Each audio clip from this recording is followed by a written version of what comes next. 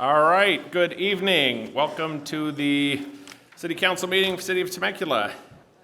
I'm going to call meeting to order, and we have an invocation this evening by Dr. Brenda Harper of AACTS International Ministries, and a flag salute led by our very own Marianne Edwards. If you wouldn't mind rising, please. Good evening.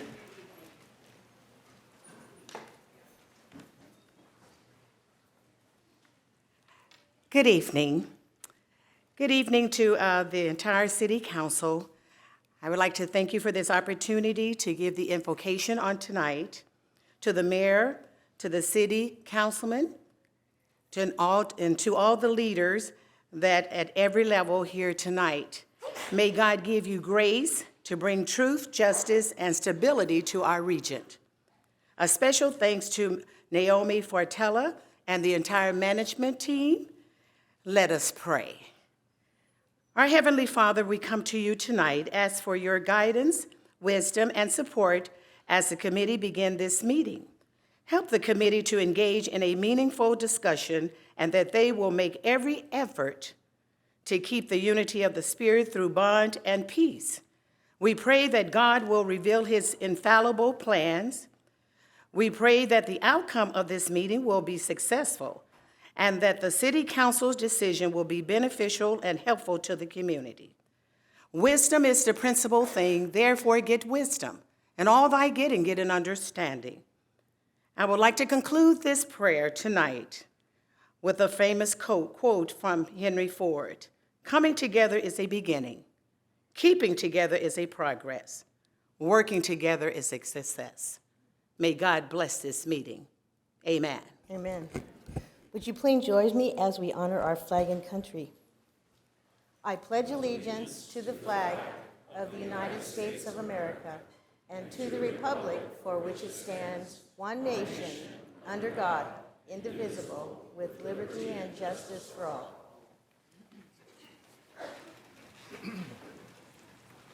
All right, can we have the roll call, please? Yes, Councilmember Alexander. Here. Councilmember Edwards. Here. Mayor Ron. Here. Councilmember Schwank. Here. Councilmember Stewart. Here. All right, we have a few presentations this evening. First one is regarding Domestic Violence Awareness Month, and I believe we have Katie Gilbertson with the District Attorney's Office. There you are. Hi, good evening. Thank you for coming down and receiving the proclamation. I'm going to go ahead and read this quickly, and then hopefully you can say a few words. So, City of Temecula, whereas domestic violence affects the lives of many of the County of Riverside, and its impact is felt not only by the victims, but their children, families, and communities. And whereas far too many people suffer abuse at the hands of their partners, and domestic violence victims can be of any age, race, religion, or economic status. And whereas domestic violence is not a private family matter, but a crime, the consequences of which reach with devastating effect on the communities, schools, and workplaces of our nation. Children from violent homes are physically abused or seriously neglected at a higher rate than the national average and have greater risk of substance abuse, juvenile delinquency, cognitive and development problems, as well as fear, anxiety, and guilt. And whereas domestic violence is more than the occasional family dispute, it is also known as intimate partner violence, where all behaviors are perpetrated by someone who is, was, or wishes to be involved in an intimate or dating relationship and are aimed at establishing power and control over a partner over another. Public awareness and education about domestic violence are needed, as well as collaborative efforts on the part of government, health professionals, law enforcement, religious organizations, educators, community associations, and others to address domestic violence prevention, intervention, treatment of victims. City of Temecula is in its partnership with Safe Family Justice Centers of Riverside County, seek to provide protection and prevention services to help keep families safe from violence and abuse through collaborative, community-based, comprehensive centers. The City of Temecula takes care and consideration of its residents seriously and wishes to ensure attention is paid to these victims. Now, therefore, Matt Ron, Mayor, on behalf of the City Council, City of Temecula, do hereby proclaim the month of October 2022 to be Domestic Violence Awareness Month. Thank you so much. Thank you being so here. much for having us tonight, Mayor Ron and council. I just want to take a moment to share about what we're doing here in the city of Temecula as Safe Family Justice Centers. Once again, my name is Katie Gilbertson, and I'm the Executive Director of the Safe Family Justice Centers. We are a local nonprofit that has been operating here in the city for the last 24 years. And it's a groundbreaking effort, I can tell you that much. What you all should know is that in 2019, our service structure was able to expand into the rest of Riverside County. And so for Domestic Violence Awareness Month, what I'd like to share is that it's not only an important month because of intimate partner violence, but it is also Anti-Bullying Awareness Month for those of you who are not aware. The reason that those two causes come together is because there is a use of power and control that is used inappropriately.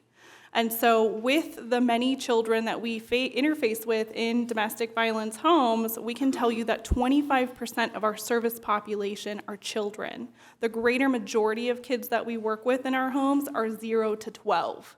And so in dealing with the issue of intimate partner violence, this is something that nobody wants in their community. However, I think we all agree that if something were to happen to one of our loved ones, we would want them to receive services that are high quality and of great standard, and that is where we come in. We are here to support people who have been abused. We provide them with shelter. We provide them with all of the services that they need to take care of themselves and to regain the independence that they have lost as a result of going through an extreme victimization. So on behalf of the Safe Family Justice Centers, I would actually like to thank the City of Temecula for being our long-term sponsor and for allowing us the opportunity to do such great work in this community. Not everybody needs this, but we certainly want to make sure that when people need us, we have the support and backup that you offer. So thank you. Thank you. All right.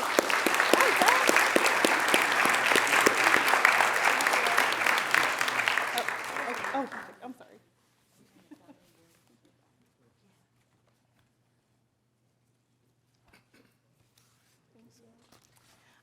Mayor, I just want to let you know that I'm going to be hanging out in the back for a little bit. If anybody wants to come by, I'll have brochures and flyers. Thank you. Thank you so much. All right, our next item is presentation regarding Girl Scout recognition for Scouts Closet. So we have two folks here this evening, if you want to come on forward. Make sure I get this all right. So we have Chase Taylor, are you here? And let's see, who else? If you want to come up to the front there. And then Cadence Middlemas. All right. And then we also have other certificates as well for Aurora Sandoval, Lauren Wright. All right, we'll get this right. Claire Wright and JP Wright. Is that everybody? I hope so. All right, so let me read off this real quick and then I'd like to have you say a few words if you wouldn't mind. So the City of Temecula provides a certificate of recognition based on the Girl Scouts Silver Award. The city is honored to recognize Cadence for Girl Scout Silver Award project, Scouts Closet, by Troop 351. This project was the outcome of a collaboration of over 70 hours in planning, held a back-to-school clothing drive, sorted, washed, dried, hung, and folded over 250 loads of laundry at local laundromats using money earned through cookie sales. Scouts Closet opened as a 2-day shopping event with consideration of teenage girls in need. Over 220 people came through the doors, and each girl left with an average of 2 full bags of clothes, shoes, and accessories, which was all free for the teen girls and their families. City of Temecula congratulates Cadence, and let me make sure here as well, and Chase Taylor on the success of such a wonderful project. And I'll read the other certificates as well. Because we also wanted to recognize JP Wright for the same, along with, let me get all the names here, Claire Wright and Aurora Sandoval and Lauren Wright. Are all the Wrights related, or is this just an amazing coincidence? Right. All right, well, good to know. All right, and if you wouldn't mind saying a few words about the projects you did and talk to us a little bit. Oh. Okay, so we did this to, help other girls in need, to make them help them feel more confident in, going to school, because at this age, teens going to high school and stuff, it's all about, presentation and stuff, or what they think. And we just want to help everybody out and make them feel more confident in themselves. Great, thank you. Word. Anybody else? No? I'll just say something very quick.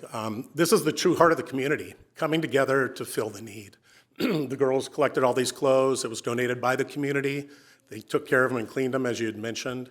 They prepared them, they hung them, they did a pop-up store. And they had parents leaving that said, you know what? I didn't know how I was going to clothe my kids for school this year. So it just touches our hearts. We're glad that we were able to help, and they did a great job. Wonderful, thank you.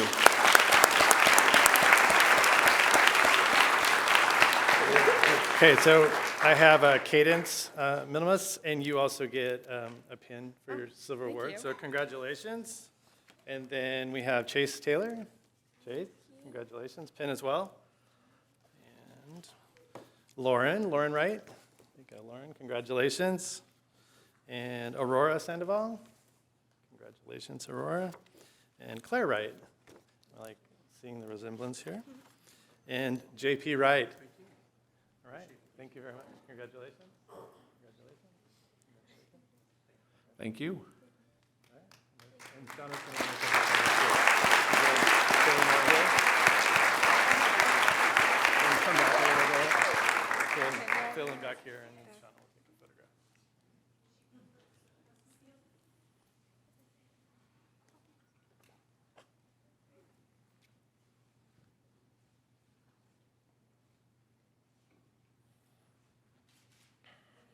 Congratulations.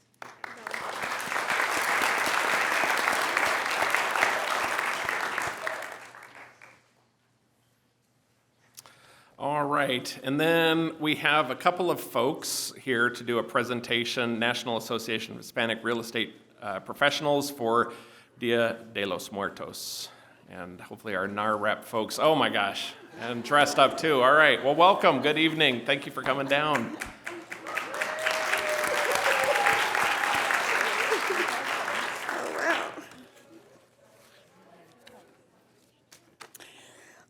Well, good evening, Mayor Ron and City Council members and staff.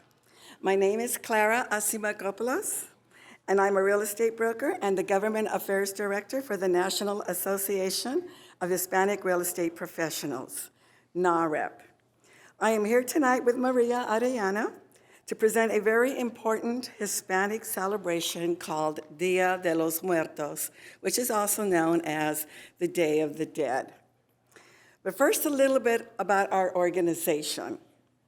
The National Association of Hispanic Real Estate Professionals is the largest Latino business organization in the country, with a network of over 50,000 professionals and 100 chapters, and of which 30 of them are right here in California. We are a mission-driven organization advocating for policies that impact increasing home ownership opportunities for the workforce in the U.S., along with fighting for fair and equitable immigration policies, which revolves around immigration reform. We champion national and local policies to increase housing production. At the local level, that means tackling zoning and land use reform. Our organization wholeheartedly believes that home ownership is the #1 strategy towards closing the wealth gap. And with that, I present it on over to Maria. Thank you, Clara. Hey, guys, I'm just going to tell you a little bit about the history of Dia de los Muertos, if you don't already know. And I'll try to talk quickly. Dia de los Muertos in Spanish means Day of the Dead. The history behind the celebration is generally referred to as Dia de los Inocentes, Day of the Innocent. It's a Mexican holiday traditionally celebrated on November 1st and 2nd, although other days, such as October 31st and November 6th, may be included. It's not the same as Halloween. Dia de los Muertos originated in Mexico and Central America. It's a celebration of life, not death. The Aztec, Maya, and Toltec had specific times when they commemorated their loved ones. After the arrival of the Spanish, this ritual of commemorating their dead was intertwined with 2 Spanish holidays, All Saints' Day, November 1st, and All Souls' Day, November 2nd. Dia de los Muertos is often celebrated on November 1st as a day to remember children who have passed away, and on November 2nd to honor the adults who have also passed. Ancient Mesoamerica believed that death was part of the journey to life rather than death ending life. They believed that new life comes from death. This cycle is often associated with the cyclical nature of agriculture, whereby crops grow from the ground where the last crop lies buried. The ofrenda, or an altar, it's a central component to the celebration. This temporary altar is a way for families to honor their loved ones and provide them with what they need in their journey. The place of the altar, the placement has pictures of the deceased along with items that belong to them and objects that serve as a reminder of their lives. The ofrenda also includes 4 elements. It's water, wind, earth, and fire, although that's also a musical group. Flowers, butterflies, and skulls are typical symbols of the occasion.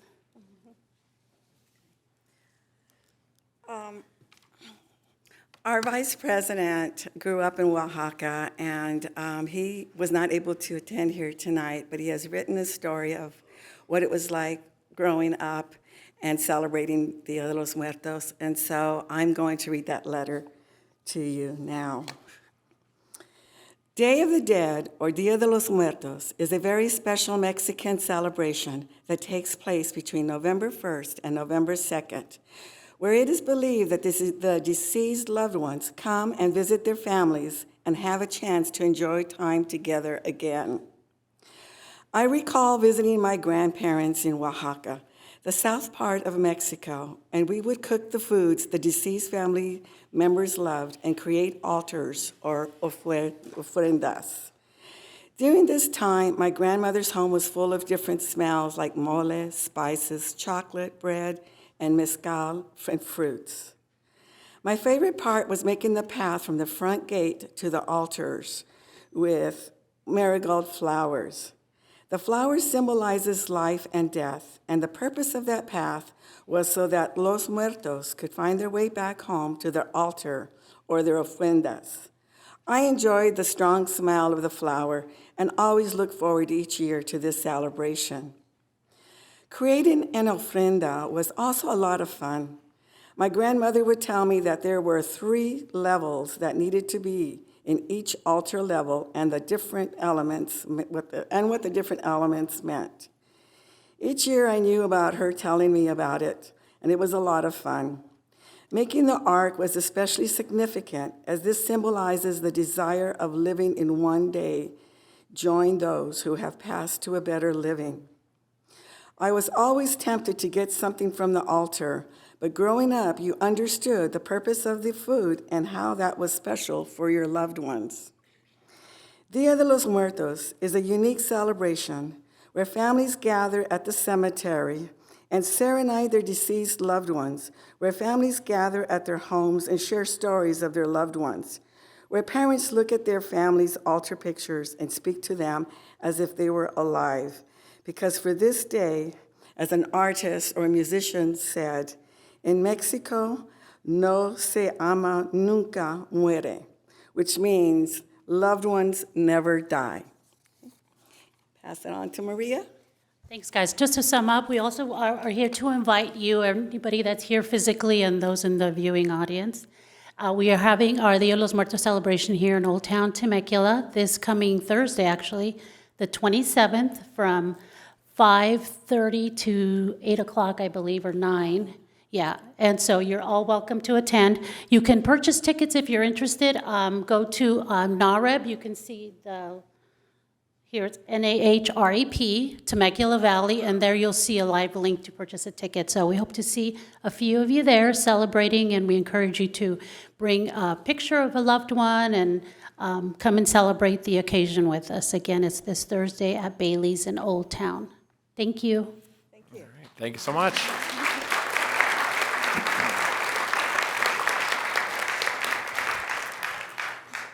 All right, moving on to, let's see, presentations, board and commission reports. Let's start with Planning Commission. Good evening. Hello, nice to be here tonight. I'm filling in for our chair, Gary Watts. And these are our planning commissioners. And we also have Bob Hagel and Adam Ruiz and John Telesio on our, as our commissioners serving right now. So it's great to be on the planning commission. We have a lot to do with anything new that comes into the city and making those decisions as to whether it fits into the zoning and all the things, the findings that we go through to decide on whether it's good for this city. Our last meeting was October 19th, and we made decisions on several things. First of all, we had the QLMP, Matt Peters came and shared with us,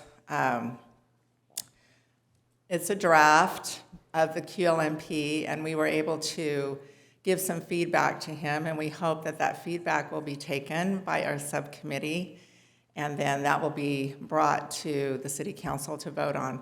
I had the privilege of being on that committee, and it was a lot of work, a lot of time, but I felt like it was an honor to be able to make some decisions on what kind of quality of life we would have in the city for the next 20 years. So I appreciate that opportunity.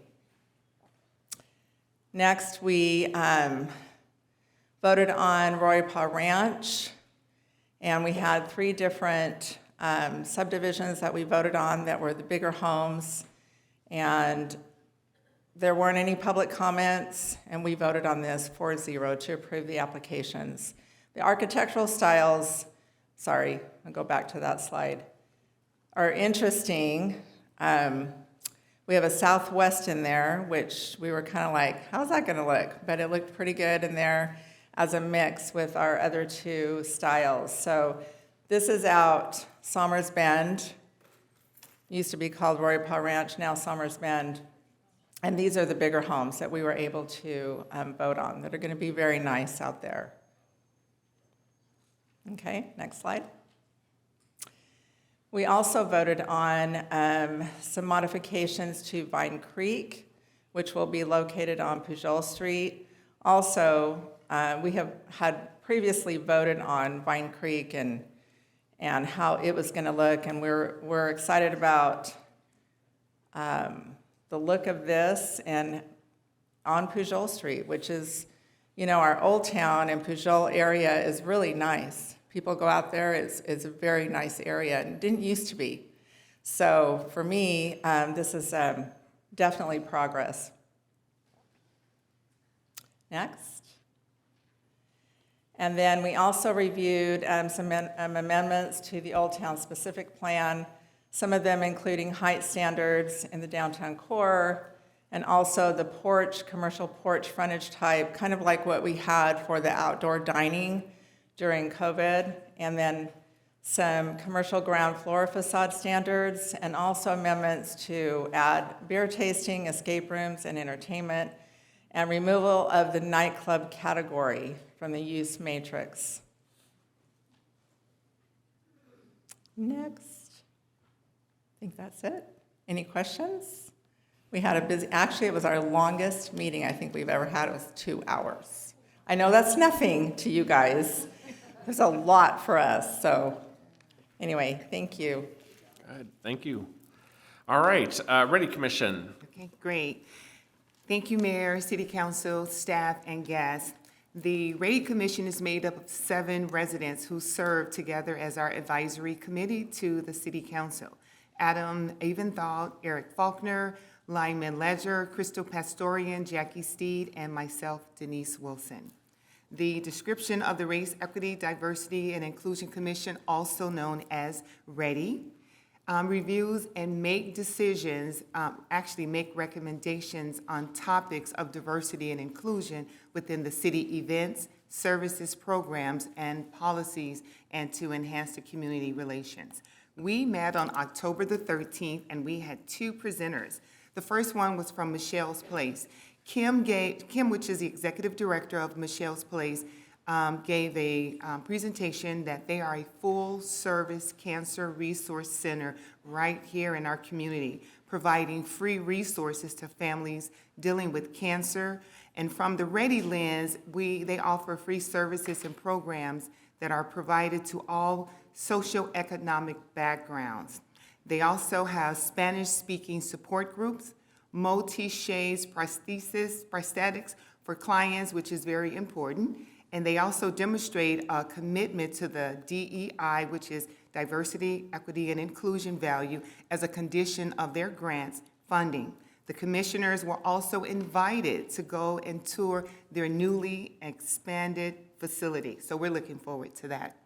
We also, too, had a visit from the Quality of Life Master Plan, and the presentation was basically to engage the Quality of Life Master Plan process over the last year.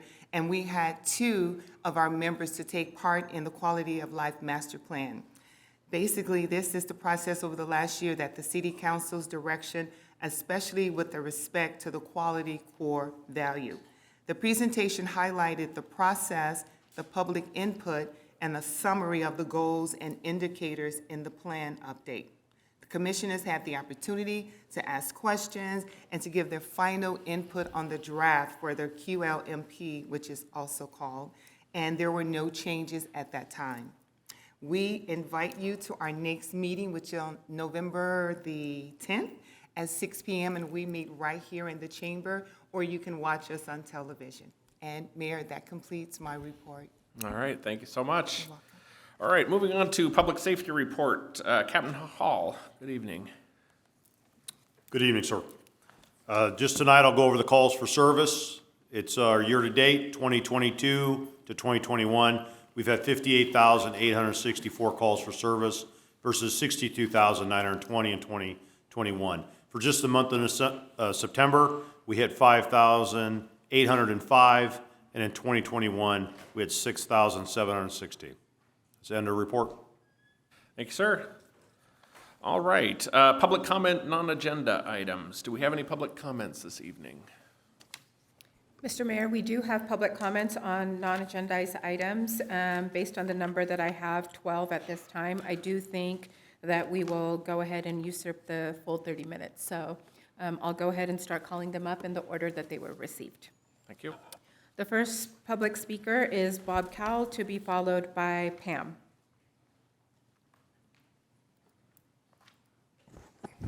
Good evening. My first thing would be to say that vote no on Proposition 1 on the California ballot for reasons that will be brought up later. At this time, though, I'd like to challenge or talk to Mayor Matt Ron. On a flyer that was sent to me the other day, it made mention of your opponent, Kate Sanchez, as being marrying someone at the age of 17 in order to get them to be a citizen of the United States. Now, think of this logically. How, at you're 17 years old, you find somebody that you're in love with. Your parents don't want you to marry them. They elope. They get married. He's in an abusive relationship. It takes 5 years to get, or 4 years to get out of this relationship. That is a false statement, what you made there, that she did that on purpose to get him to be a citizen. She married him because she loved him, of course, and then it went south. Maybe her mental illness that was brought up in your flyer is what you call depression after a relationship goes bad. The other one, the flyer I got maybe yesterday, had in there a lot of accusations about, unsubstantiated basically, about her having tax issues, 5 tax issues. Where's the information on that? I'd like to see that. Who makes this? Where do the people find this information that seems to be all false? What if I said, and I've heard this, that your Ron consulting firm has made money off the city? Is that possible? I don't know. Maybe I'll just make up accusations myself if you make up accusations about someone you're running against. So my intention here is to shine light on the fact that I don't think any of the stuff you said is true. Thank you. The next speaker is Pam, to be followed by Carol Brown. And Pam, you didn't put your last name on your speaker slip, so.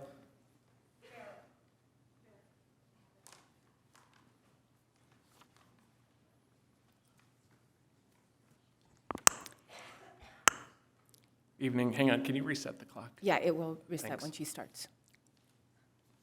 Good evening, council members Ron, Schwank, Edwards, Stewart, and Alexander. I'm Pam Barrett, a mom, a grandma, and a 31-year resident of this lovely Temecula Valley. While I appreciate your sacrifice to serve our city, I was outraged witnessing the way the four of you vilified and slammed Council Member Alexander at the September 27th City Council meeting. That night, Jessica wasn't proposing a law. It was merely to be a proposition or a resolution for a sanctuary city for the unborn. It was meant to be a welcoming blanket, Temecula, for precious mamas and babies, giving awareness that Temecula's arms are always open, comforting and supportive. Now, Zach, on June 14th, Flag Day, you put forth a gay pride proclamation because you wanted to welcome and give voice to a community of citizens. And Matt, you assisted Mike Nagar to birth CRT into our city through the READY Commission, Race, Equity, Diversity, and Inclusion. And last August, when we questioned CRT, Matt, Marianne, and Stu, you told us, no, just trust us. You'll just have to trust us. And yet, for being so inclusively minded, with your vote on September 27th, you dismissed Jessica, you dismissed pregnant moms, you dismissed the unborn, and you dismissed many of us who didn't align with you. Actually, Matt, Zach, Marianne, and Stu, you turned yourself into pretzels to vote no on the sanctuary city for the unborn. However, Prop 1, or as it's on the ballot, it's called Measure 1, is a completely different issue. How wonderful it would be for Temecula to stand against a ballot measure that would alter our California Constitution to allow abortions on demand until the moment of birth. I'm asking you, please stand together against Measure 1 as a council. Stand against this torture and murder of the unborn on demand. The unborn are the ones who really can't speak for themselves. Please allow them to have a voice as you've given to other groups. Thank you so much. The next speaker is Carol Brown, to be followed by Dan Brown. So Carol Brown, to be followed by Dan Brown. Evening. Good evening. My husband and I have been residents of Temecula Valley since 1989. We bought our first home here, raised our 2 children. It was the year we voted Temecula, the town of Temecula. We voted it as Temecula, as the city's name. And the word comes from the Louisiano, I wish I could pronounce that, Indian word, which means where the sun breaks through the mist.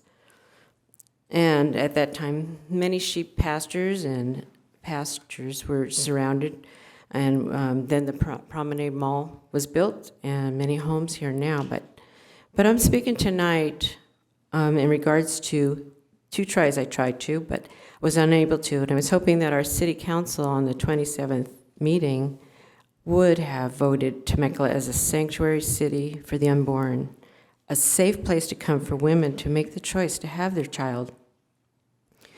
And we have a lot of help here. We have the birth choice. We have options, adoption for an option. And also there is a ministry called Save the Stork, which does ultrasounds for women to hear that heartbeat. What I don't understand are those that say they're pro-life and did not vote that in. Because of the twisted, false 2 newspapers, LA Times, Press Enterprise, twisted the truth, as the media tends to do sometimes, and saying that Jessica was trying to ban abortions. And that's not what was true. But they went by that, and so I voted against it. And I'm very disappointed with the two that said they're pro-life, Marianne and Matt Ron. Each one present here is here because your mom chose you to. How thankful you must be. Sometimes seemingly a hardship, but all the more God has fearfully and wonderfully created us in our mother's womb. Children are a precious gift, and my mom thought of having me an abortion, but she chose to give me life. She changed her mind. And I was born on Mother's Day. I miss her. I was able to take care of her with my two sisters. She passed away last year at 91, and so she was blessed by the care we gave.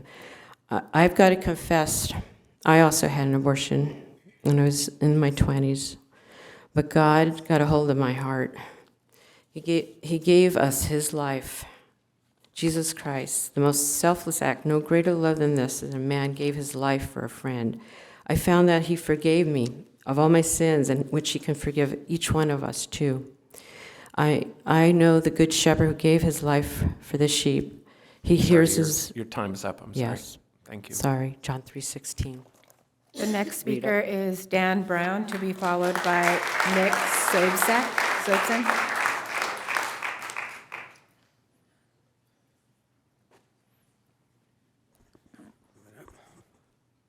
First of all, let me say thank you to the folks here on the staff and council members for serving our city and our community. I have 3 topics, if I got enough time to get those in, and this is all dealing with the meeting from the 27th. The first thing was dealing with, obviously, with the resolution and how that was handled. If my understanding is correct, the plan was, the reason why you primarily rejected it was you did not have a protocol to address resolutions. And my understanding was that you would do that you would figure out a way that that resolution could maybe come back in the future. I'd like to encourage you to keep your word, to do just that. Get that committee together and have that discussion on what that's supposed to look like so we can have a civil discussion about a resolution, regardless of whatever that resolution is. There was no threat of a lawsuit, which is why I think you turned tail, because there's no guarantee on what that resolution would look like, whether it would generate one or not. You had an opportunity to make history, and I think all it took was integrity to make that happen. Instead, you let cowardice get in the way of that. That was disappointing to me. But you still have an opportunity to do that later on this evening when you have that civil discussion. My idea in that resolution, if you were to go that route, was don't even make it a resolution, make it an ordinance. That if the folks who want a pro-choice city, mandate it. Make sure that every woman who walks into a clinic that offers or refers abortion has to receive everything that's out there in the form of information, so she can make an informed consent decision. And I mean everything, including the ultrasound that she can see and hear. That way, there's no excuses, and I don't see how that would ever bring a lawsuit. My second point, Matt, is to you, and that was the what I call the decorum that happened in the room. I know you tried your best and offered grace to keep that in order, and I appreciate that, but I think your grace went a little too far. I think you needed to escort some of those people out of the room, and in fact, I would have done the whole row. That would have sent a pretty clear message. My last point, Matt, is to Zach. As Mayor Pro Tem, you have the seat next to you in your future. You had an opportunity to sit in a private conversation with someone across the dais from you and talk to them about your disagreements and issues. Instead, you choose a 15-minute diatribe to bash them, what I consider nothing more than political points. I think you chose wrong, but I think you're better than that. I think you're going to require that, I think, to sit in that seat. Once again, thank you all for this opportunity. The next speaker is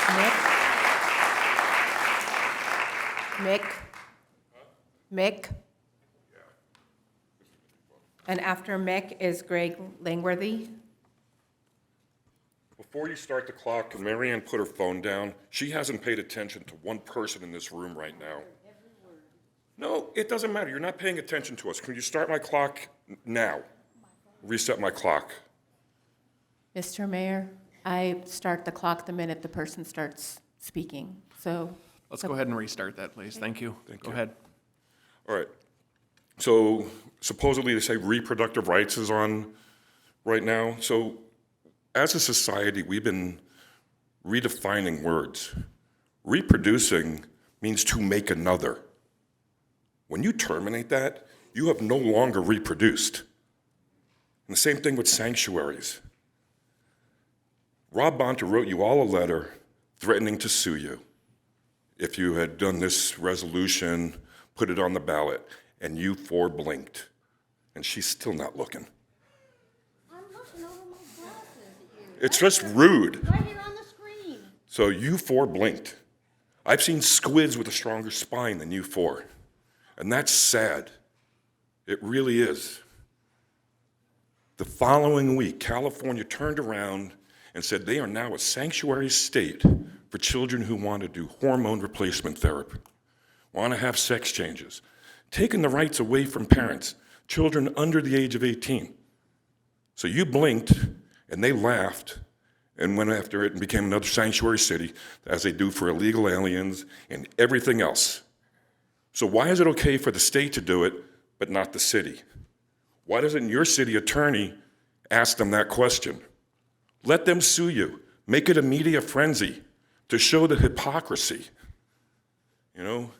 And you, Mr. Mayor, you're the one that really, just really blew me away on this.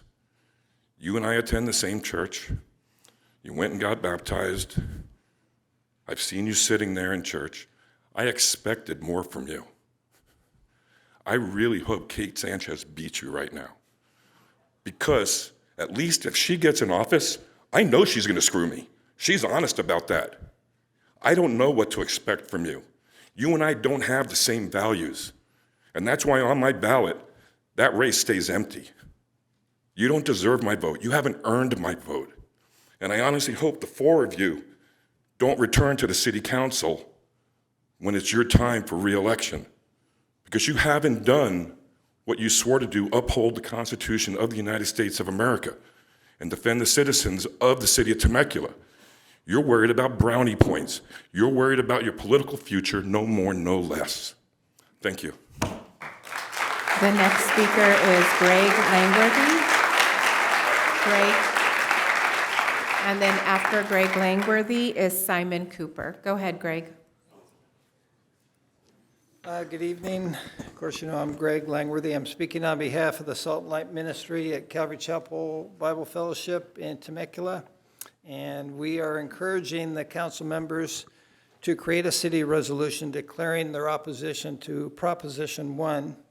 Appreciate the council setting an example really at the last meeting for our community by promoting freedom of speech. Even though that meeting was very contentious, you did allow everyone to speak, so I appreciated that.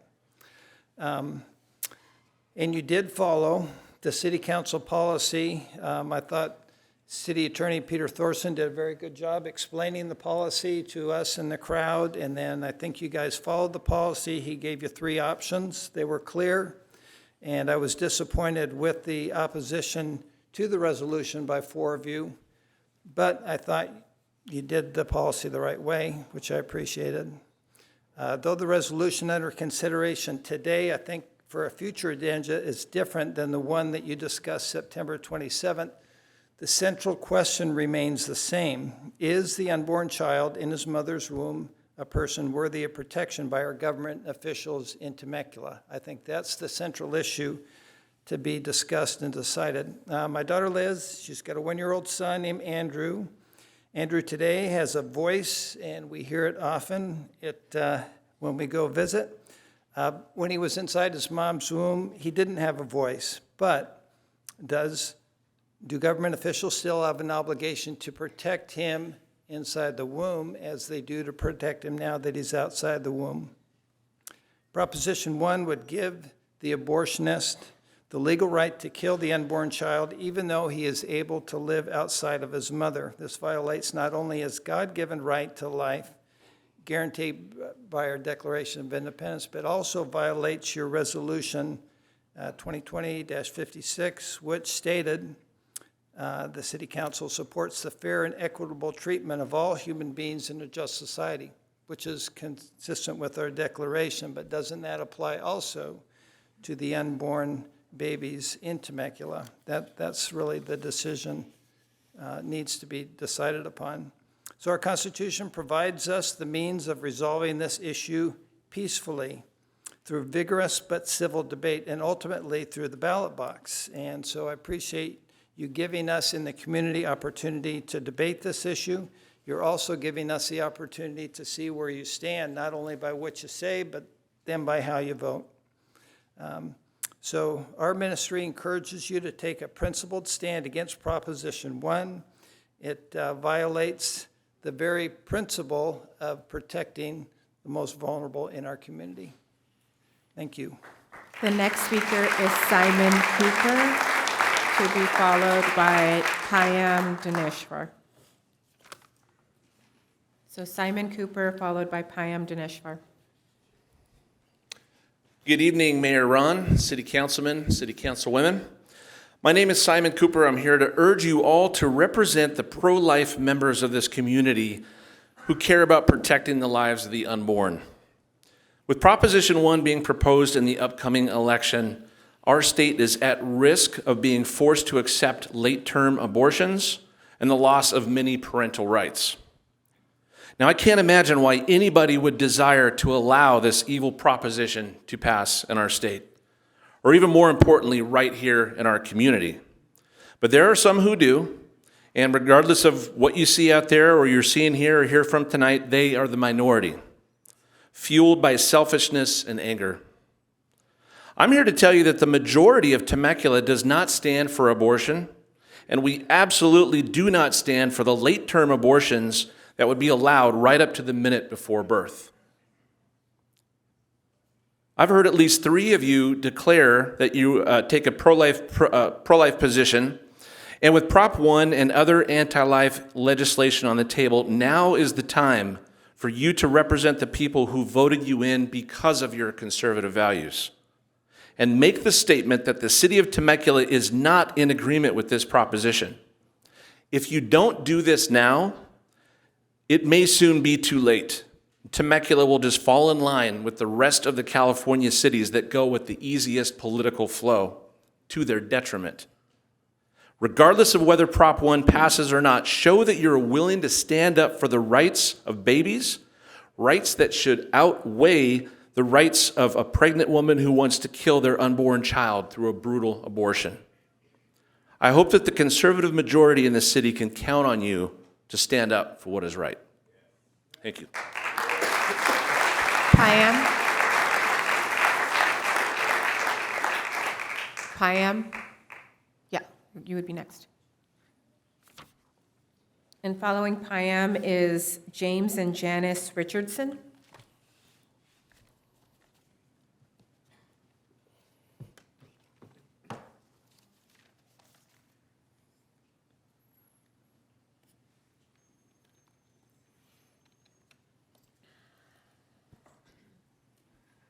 All right, thank you, Mayor Ron, City Council staff, and everyone else for your time. Hello, Channel 3, and hello, YouTube. I'd like to talk, this is the most important election possibly in history because of the outcome can determine whether we keep a country or not. Many places still do not require voter ID. Only legal votes should count with chain of custody, signature verification, yet it is literally whoever tries the hardest makes the most impact. By the way, here are some good candidates to vote for, in my opinion, using common sense, not emotions. And I want to talk about inflation and stagflation, which is inflation and recession. When you try to fix one, there's a problem with the other one. Peter Navarro talks a lot about that. But I also would like to talk about the invasion or migration replacement. Roughly 10 million got in. Push-pull strategy is about 100 million. This is going causing a lot of crime and competition and congestion. But I think the most important thing for right now is I'm asking the left to vote for MAGA Republicans because your safety and health is way more important than your beliefs, opinions, and supporting certain agendas. Why do I say that? Because every single penny given to Ukraine right now is increasing the chance of possible war. It can hit the nuclear power plants. We live between two major cities. That Biden guy is compromised. His family, even before when he was VP, he's compromised and blackmailed. So with the help of a Democratic-led Congress, they're going to keep sending money to Ukraine, and then we know what's going to happen. Russia said at some point they might have to hit Ukraine. Ukraine said the U.S. said then we're going to hit Russia. Russia said we're going to hit the East Coast and West Coast. We live between two major cities, by the way, and that is the most important issue, I think. I mean, it's not really between liberal or conservatives. It's between two groups. One group is the globalist establishment elite. Globalism is a hybrid of fascism, corporate fascism and communism. And ever since Tulsi Gabbard left, I said that's 100% of Democrats and 60% of Republicans. The other side is the nationalist populist movement, but yet they've been talked badly about by the mainstream media, the entertainment industry, and the education scam. I just really don't have much else to say. I'm just asking you to, I think actually the most important book was Eckhart Tolle's book. So you would just, we're all in team humanity, and we can overcome this. Okay, your time's up. Thank you. All right, thank you. And next best wishes with your race. Thank you. The next speakers are James and Janice Richardson, and Stephen. First is James and Janice Richardson. You guys filled out one speaker card, and then it is Stephen Sidlovsky. All right. Good evening, Mayor Ron, City Council, and staff. Are you ready for something completely different? We are here tonight to talk to you about our upcoming event. So Janice, my wife, and I have lived in Temecula for going on 30 years, and we, of course, you may know us as the founders of the Temecula Valley Dachshund Club, the Wiener Dog people. We've marched in the parade with us and everything. So we are excited tonight to tell you that we're having our first post-COVID event, so our first event in several years, coming up November 6th at Vail headquarters to raise money for Southern California Dachshund Rescues. And this is a family-friendly event. We run 2 events a year, but as I said, this is our first one back after COVID. So we hope you'll all come out November 6th. The event features dachshund races. Last time we did this, we had over 100 dachshunds in the races. It's amazing as we bracket them down to a final champion. Stu, the train will not be running because there will be 200 dachshunds on the property. We have vendors, games, food. We've worked with the local businesses in Vail headquarters to make donations. We have 30 raffle baskets. So just a family-friendly, fun day. And we hope you'll all come out and join us on November 6th at Vail headquarters for the Temecula Fall Wiener Fest. And Janice, anything? Nothing else. You did a great job. Thank you. We hope to see you all there.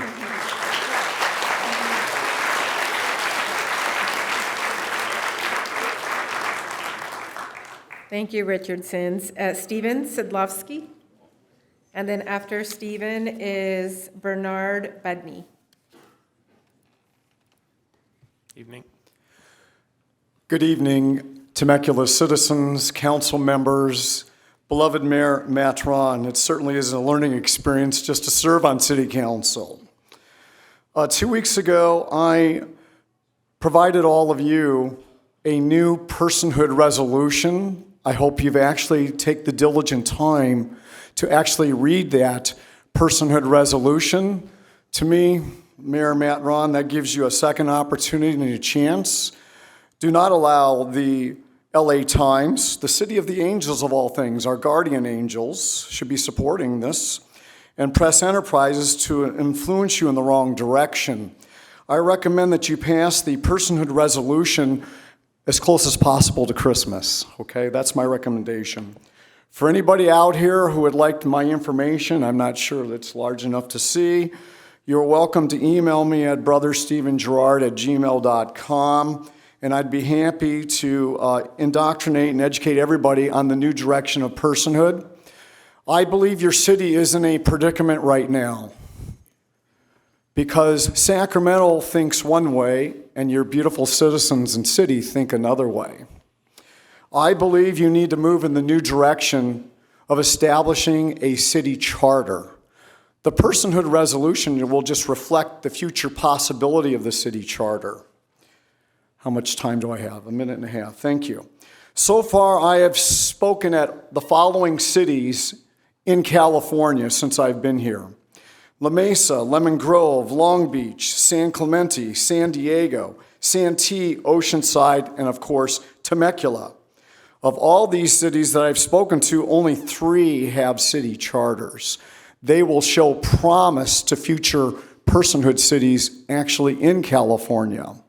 Why is this constitutionally possible? I hope your city attorney will actually agree with me. We are no longer in the Roe era. We are now in the Dobbs era. That means the U.S. Supreme Court is celebrating birthdays once again. That's very special for the United States of America. Now the citizens want Temecula City to be celebrating all birthdays once again. I'll close with a song. The joy of the Spirit of God is love for His creation. The joy of the Spirit of God is love for His creation. If you'd like to bring me back and put me on a future agenda, I'd be happy to educate all of you on the new direction of personhood cities. I consider myself one of the top speakers in the United States. God bless you all.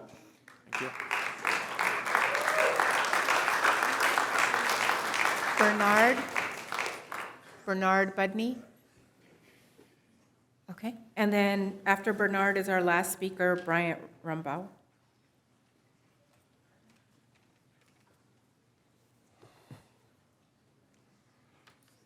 Good evening, all. Ever since the pandemic started in the beginning of 2020, most of my time has been out of state. I'm glad after 7 months being out there again to come home to Temecula. It's great. During my stay in Miami, I received a YouTube from a recently retired teacher and administrator from one of Temecula's public schools who described fights, alcohol, drug abuse, and sex almost daily on school property. Some of you might have seen the YouTube. It reminded me of a sign I saw several years ago in Old Town, Florida, which read, "When schools had prayer and Bibles, they had no drugs." And then there was no need for police presence at that time either. Also, from Patrick Buchanan's book, I like the title, or I shouldn't like it, Suicide of a Superpower, we read, "Not only does religion concentrate the mind and help young people think about moral questions, it also leads to positive social outcomes. Religious young people are more likely to give to charity, do volunteer work, and become involved in social institutions. They are less likely to smoke, drink, or use drugs. They have a higher age of first sexual encounter and are less likely to feel depressed or even to be overweight. They are less concerned with material possessions and are more likely to go to college." Highly suggested reading, and I don't normally come in front and suggest a book, is this one, More God, Less Crime, by Byron R. Johnson, demonstrating examples like youth advisors working in public schools motivated out of their faith commitments and their own personal journeys to help mentor youth in public schools to make positive choices, ultimately reducing violence. One such example is called First Priority. Never knew that it existed. It's in Florida.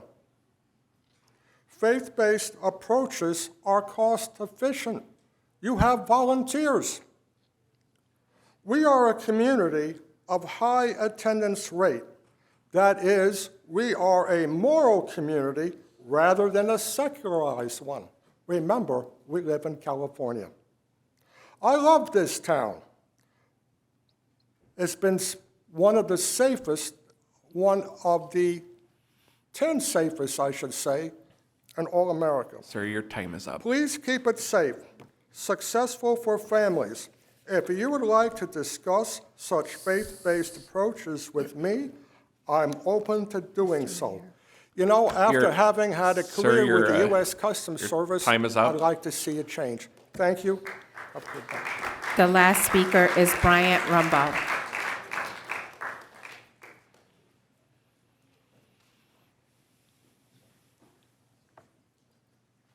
Evening. How are you guys? Bryant Rumbaugh, nice to see you. This is actually the first time I've been in this building, believe it or not. Would have been about 20 years ago, I guess. I had an opportunity to get my eyes on the plans for this thing. It was a tough thing to get as a young man, but I'm glad to be here. When I look out here, I see a relatively packed house. I think that's excellent. I did ask a couple people. It's not typically like this. We obviously have a little bit of a election, a proposition coming up. If that's, I think the vast majority of people are here talking about that, and I honestly did not know that was on tonight's agenda.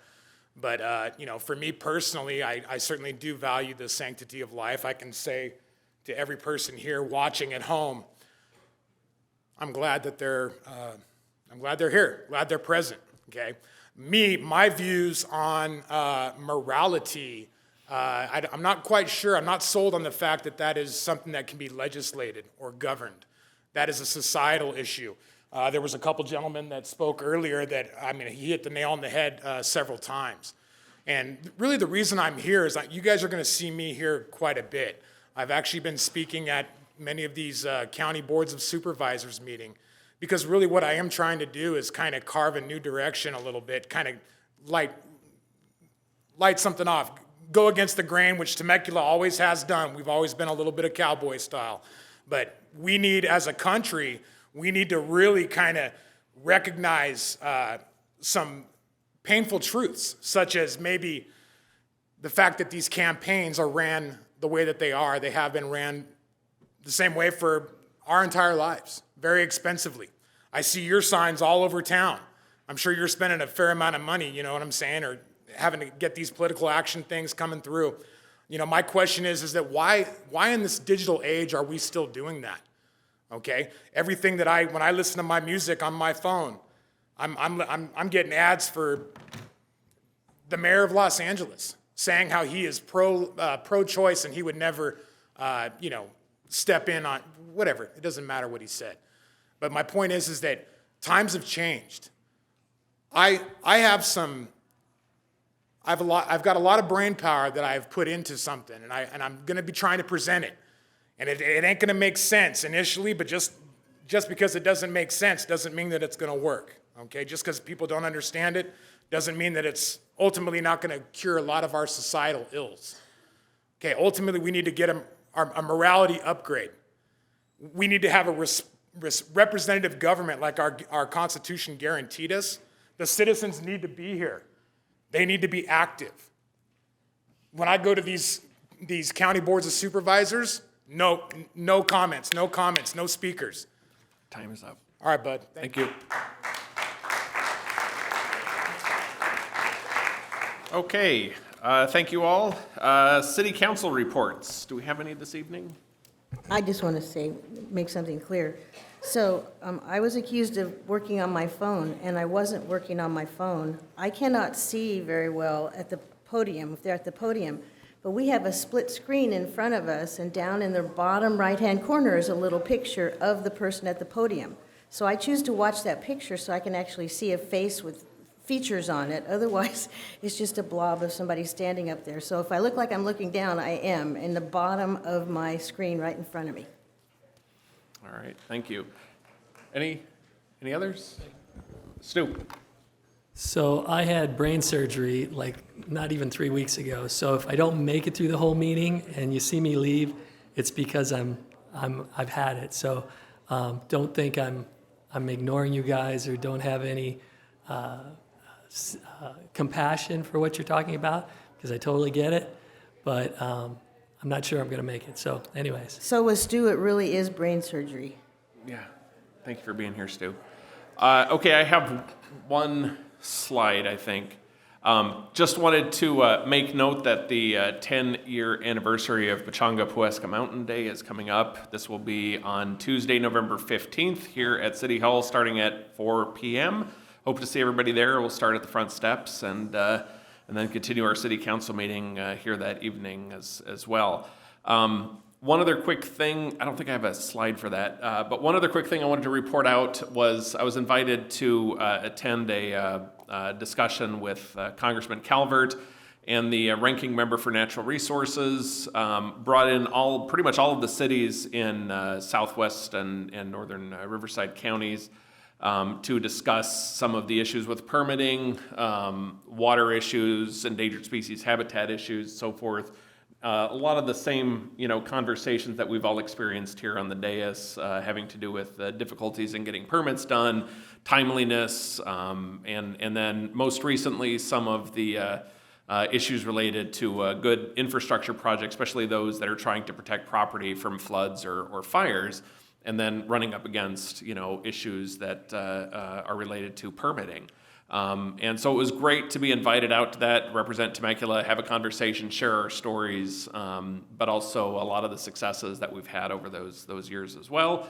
And just thought it was nice to see the congressman inviting all of us out to sort of start to have a stronger voice in Washington on some of the more influential laws that affect our town. That reminds me, I do have a report. Okay. Thank you. All right, glad I could jog your memory. Thank you. So last week, I had asked city staff to set up a meeting with Caltrans, and so we had a very, very informative meeting with Diane Morales, who's the director of Caltrans, for District 8. And District 8 is all of Riverside County and all of San Bernardino County, and it's the largest district of Caltrans in the state. And we discussed things such as the synchronization of our signals, and we always have the state-of-the-art equipment, at any given time. And really at issue is that Temecula traffic moves. We're a cul-de-sac city, and you have private streets. Cars don't drive in front of your homes because we force cars out onto the arterials. So you get to live in a quiet cul-de-sac that only your neighbors pass through, hopefully, and you're on the arterials. Well, we're able to keep the cars moving typically until we get near a freeway, and that's when things have a tendency to back up. Caltrans controls all the signals over, under, on, and off the freeway. And to this point, they have not, and it's not that they haven't been willing to, but there was no way to integrate the Caltrans synchronization system with that of the city. And it seems that they are coming up with such a, that type of equipment. And we're looking at government grants, and maybe, we discussed doing a pilot program with Temecula, which would be the first time that they are looking to integrate the two systems together. And especially that is timely because of the French Valley Parkway and how we'll have those separate access lanes that go all the way up to the 215. And if you're going north on the 15, you'll be in a protected lane, and you will actually go over an overpass that we will build in over Murrieta Hot Springs. So there's a matter of, Caltrans is now putting on the meters, the stoplights at the end of every ramp. And so we discussed how that would work with such a long stretch of, arterial between Winchester Road and where you're going to go north at Murrieta Hot Springs. But it was a great discussion. We met for over an hour, and she had her planning staff engineers with her. So we were really, and so did we. We had our engineers in Public Works with us. And I'm really hopeful that we will be able to address the issue of the synchronization by partnering in a pilot program with Caltrans, and they can find federal money for that. So stay tuned.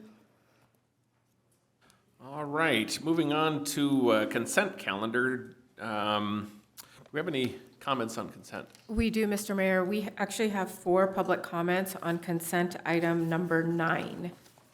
Okay.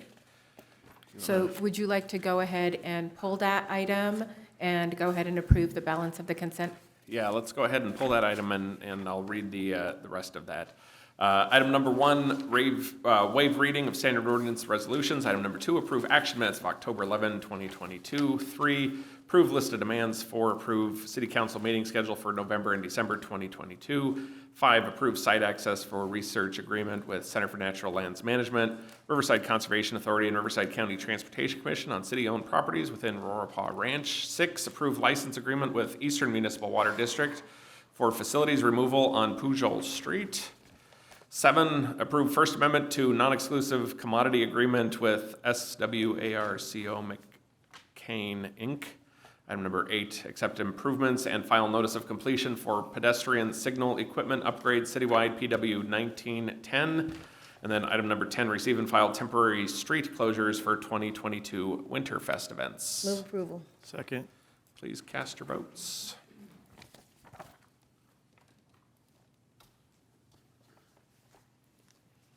All right, that passes 5-0. And let's go back to item number 9, reject all construction bids received for the I-15 French Valley Parkway improvements.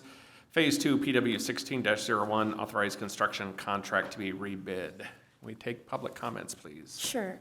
We do have 4 public comments. The first speaker is Michael Rowe, to be followed by Tyler Caesar.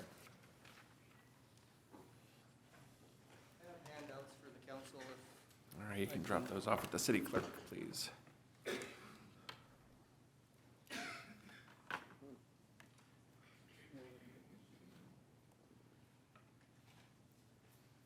Good evening, council members. I'm Michael Rowe. I live here in the city of Temecula, and I'm also the director of estimating for Flatiron Construction, Flatiron West, who proposed on the French Valley Parkway proposal. Before I get going, I want to commend the staff that you had working on this project. I know it took a very long time and a lot of planning for the city to pull this together. I drive to San Diego every day, and I come home every day, and this project I know means a lot to the community. And as we were procuring this project, there were a lot of questions to push the bid date, and I know that the staff was very adverse to moving that bid date, and then I realized it when it came to Monday morning before the bid was due.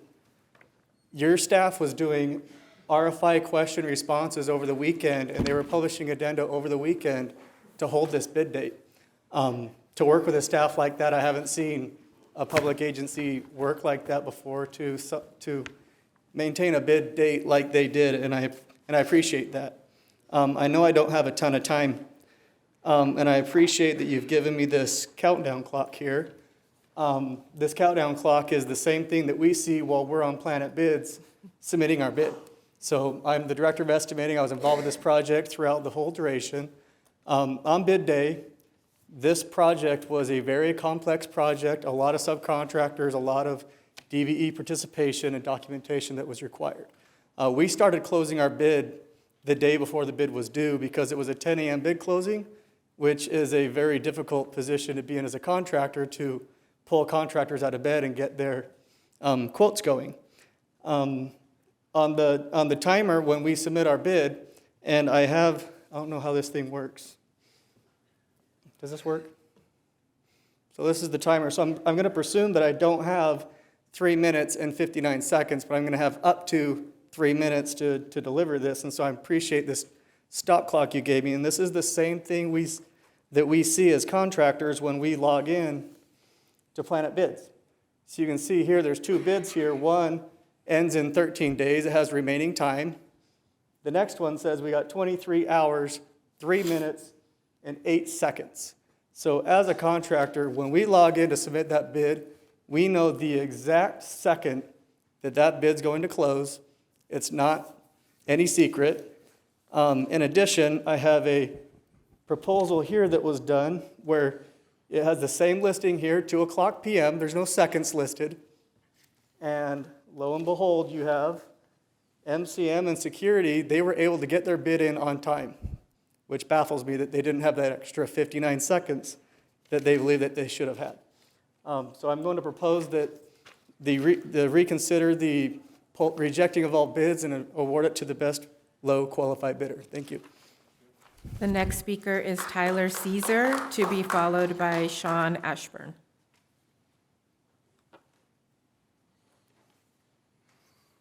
Good evening, honorable council members. I'm here on behalf of Flatiron as outside counsel with the law firm Pierce, Kevjolu, Espinosa, and Caesar. I want to address two legal issues raised by MCM Construction and their counsel in the letter that was sent to the city, and hopefully to demonstrate why the letter is merely a scare tactic to try to get the council to throw out all the bids so that MCM can have an unfair advantage to rebid the project.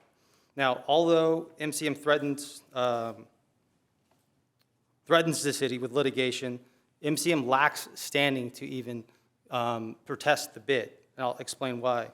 MCM also presented the only authority for their position, a case called Solpac, which is an unpublished, uncitable case, and is also, in any event, nothing like the facts here for this bid.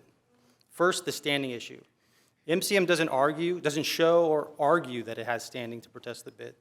You need to show harm or prejudice in order to have standing to protest a bid. And for bids, generally, you need to show that you would have been the low bidder had things gone the way you would have liked. In this case, MCM claims that they should have been given an extra 59 seconds to submit their bid. But they don't even claim that they would have been low bidder and would have won the bid had they been given the extra 59 seconds. The inference you should draw from that is that MCM was not the low bidder. They didn't have a number that was lower than Flatiron, who was the low bidder on the job. For example, if MCM's bid on bid day was $10 million above Flatiron's, then there's no difference whether we gave them an extra 59 seconds or 59 minutes. They would not have won the bid. Alternatively, MCM believes that it was low bidder, but is strategically refusing to disclose its bid number. And that's to gain an unfair competitive advantage. If all the bids are thrown out and it gets to rebid the job, it gets that unfair competitive advantage. The second legal issue is MCM's reliance on the Solpac case. It's unpublished, non-citable to the court. And what that means is courts don't want people relying on the reasoning or holding of the case. Yet, MCM and its attorneys cited that case to the city. It's also on totally different circumstances. From 2003, 20 years ago, where the authority used a mechanical stamping mechanism that only measured to the minute. It didn't measure to the seconds. Here, we have an electronic countdown clock that measured every second. All bidders instructed to use it. All bidders had access to it, including MCN, and the countdown clock is nothing like the mechanical timestamp of Solpac. We urge you to not throw out the bids and award the contract as is. Thank you. The next speaker is Sean Ashburn, to be followed by Mario Martinez.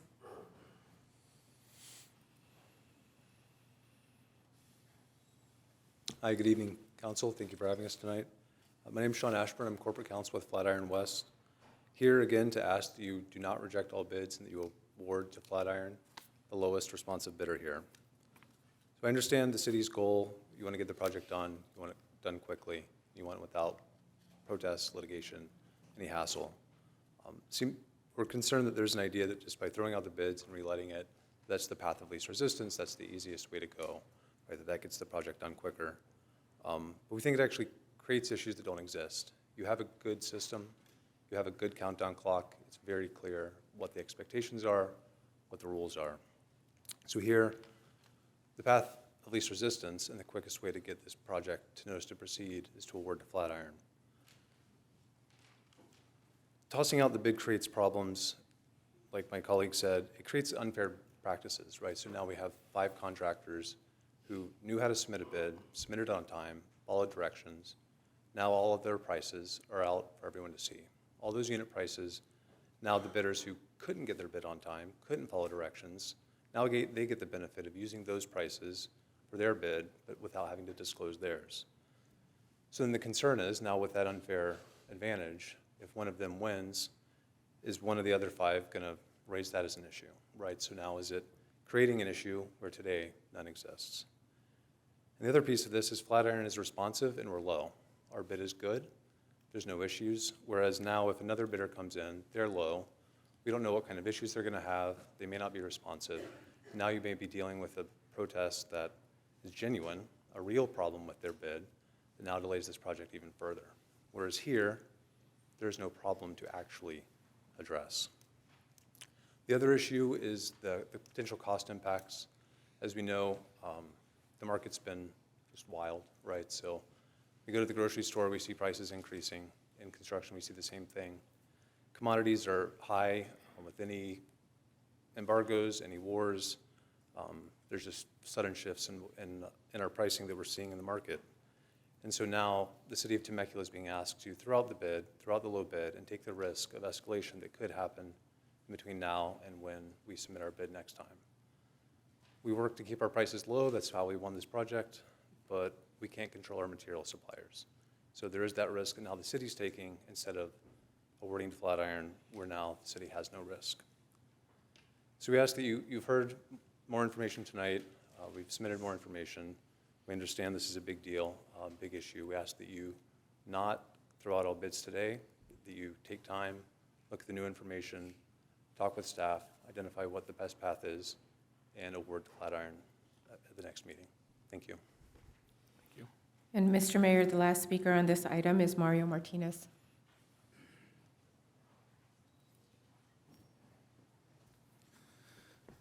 Thank you, council, for having me here. This is the first time I've ever addressed any city, so I appreciate the time. It's unfortunate that I'm here to talk about what I'm here to talk about, which is essentially just unfairness. We planned, we executed, and we delivered a successful low bid with the time constraints that were there. We weren't alone. There were 5 others that were able to comply.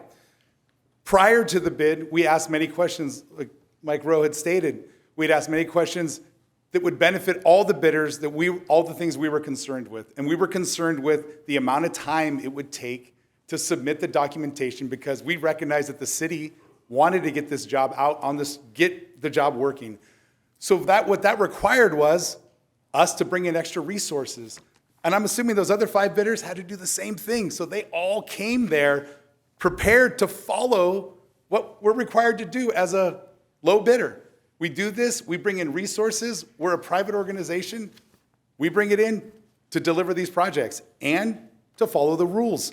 And what that means is that I had people saying, hey, they're probably gonna move it because this package is so big to submit, it's gonna take a long time, and we need to be ready to make sure we submit the lowest qualified bid, because we only get one shot at this. Well, right now, there's a chance that others are gonna get another shot, but that's what we're talking about, is that we shouldn't be able to let someone else have another shot when people didn't take vacations. People were told, hey, I'm sorry, we need the extra staff in order to deliver this. So we brought people in to make sure. I'm sure the other people did as well. They didn't make the time, just like this timer that's sitting here. We're now talking about bullying, which I believe is what's happening to you, and rewarding that bullying, which is unfair. Is that we followed the rules, we delivered a fair bid on the time that we had to do it, and now you're rewarding a bully to come in and to scare you, to say that, hey, we just need more time, can we do this again? And it's totally unfair, and legally, it shouldn't stand. I know you have the authority to throw out the bid, and I respect that. And I wish that I had the courage to talk about the things that everyone else here was talking about before. I may not agree with anything that anyone says in here, but the courage that everyone has, I commend that. So I want you to just think about that, to think about those decisions that you make. And in this case right now, it's not as grandiose as what is happening out in your community right now. In this case, it is just simply, we submitted a fair, qualified bid. We just want you to think about it. I feel like you've already made up your mind. I'd like to think that you just take the time to wait 2 weeks, put it on the agenda, think about it a little more to give us an opportunity. Thank you. Thank you. That concludes public comments. Okay, any questions, council, comments? All right. motion and a second if we're going to move this. Go ahead. So I'll move.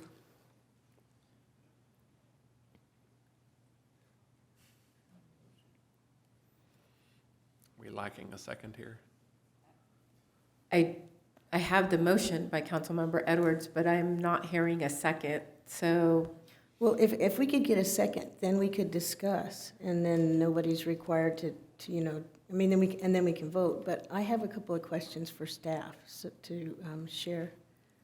So I'll reluctantly second for discussion. So maybe we can share some of the reasoning behind, or some of the things the city had to consider. And some of those things are financing that we have and the fact that monies will expire, grant monies, or monies we've received from different entities, the government will expire. And so maybe can somebody maybe elaborate on some of those things, and that's why we're looking at this decision tonight. Pat? Yes, so as you can see with the staff report and what is presented is there was a challenge to the process that was used for the bidding, and the recommendation is to reject all bids and authorize rebidding. There is some timeliness issues associated with the funding for the project, so there is some concern for that, and we believe that we're within our right to go through the process that we're going through, and we expect that will be the most expedient process to be able to move the project forward. Okay. Anyone else? I'd like to talk a little bit about the litigation aspect of this, because I think if we could get a little bit more clarification, and maybe Pat or Peter or Aaron, if you want to chime in.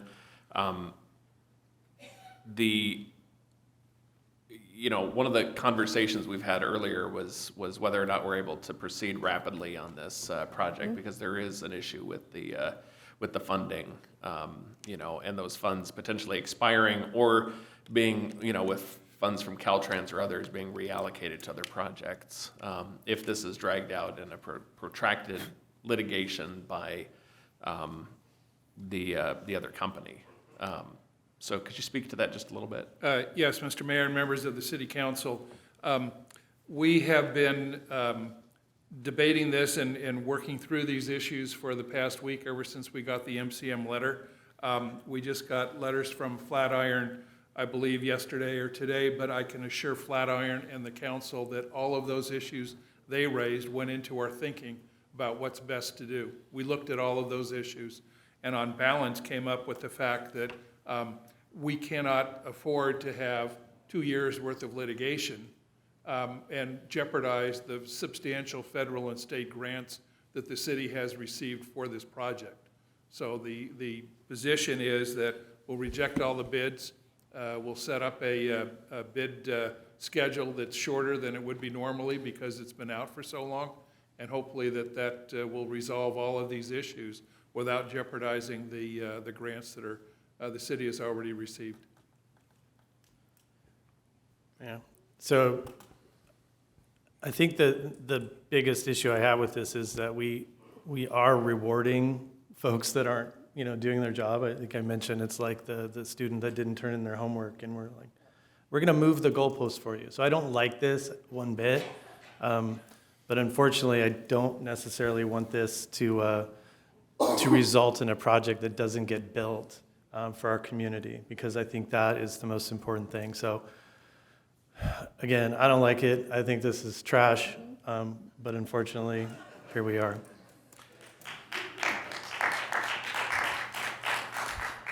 Can I ask a quick question as well? What are the opportunities? I know we had talked a little bit about sort of an accelerated decision by a court.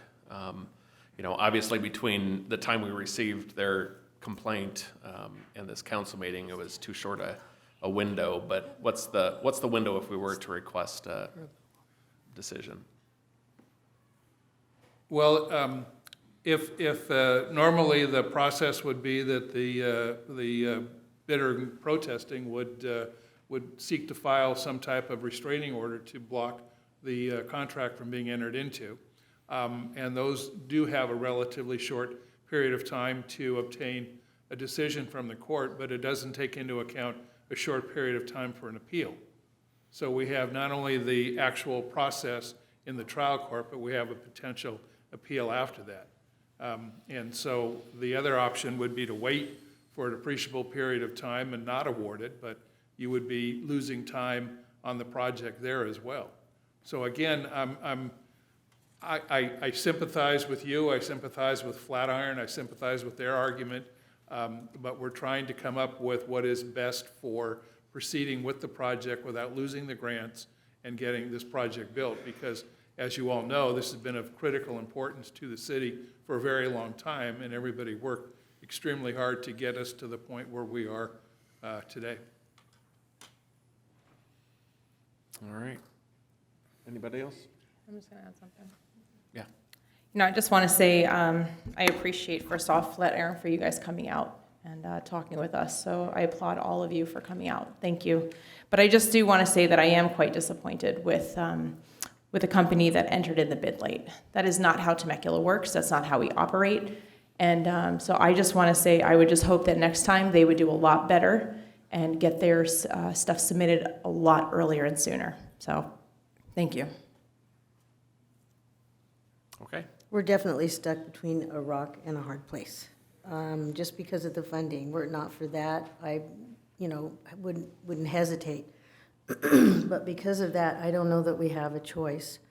And if we're looking at a possible 21 days for a rebid, that's a shorter time period than we cannot count on what would happen, as Peter said, with a court case. So maybe we could get an expedited initial court case, but then if there's an appeal, there's no telling how long that could last. And so, this project has been 20-some years in the making, and we've just come to this much celebrated piece. We were all looking forward to, opening the bids and seeing what it was and actually getting started. So it looks like that there's, going to be a small delay, but if we do any more than that, I cannot take a chance on losing millions and millions of dollars.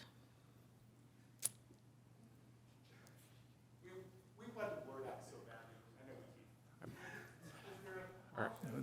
I'm sorry, we're done with public comment, thank you. All right, so we have a motion and a second.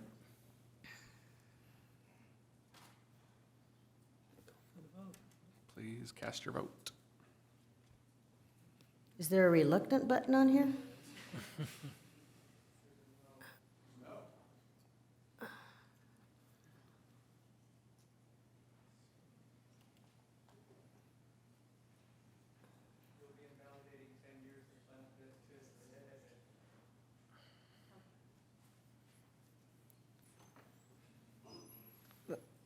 So I just want to make sure, Councilmember Alexander, you're abstaining? Okay.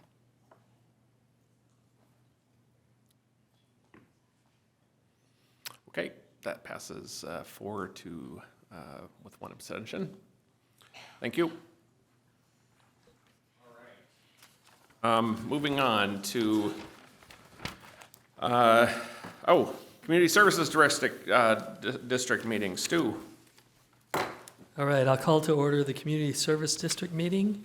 Madam Secretary, please note we're all still here. Do we have any public comments?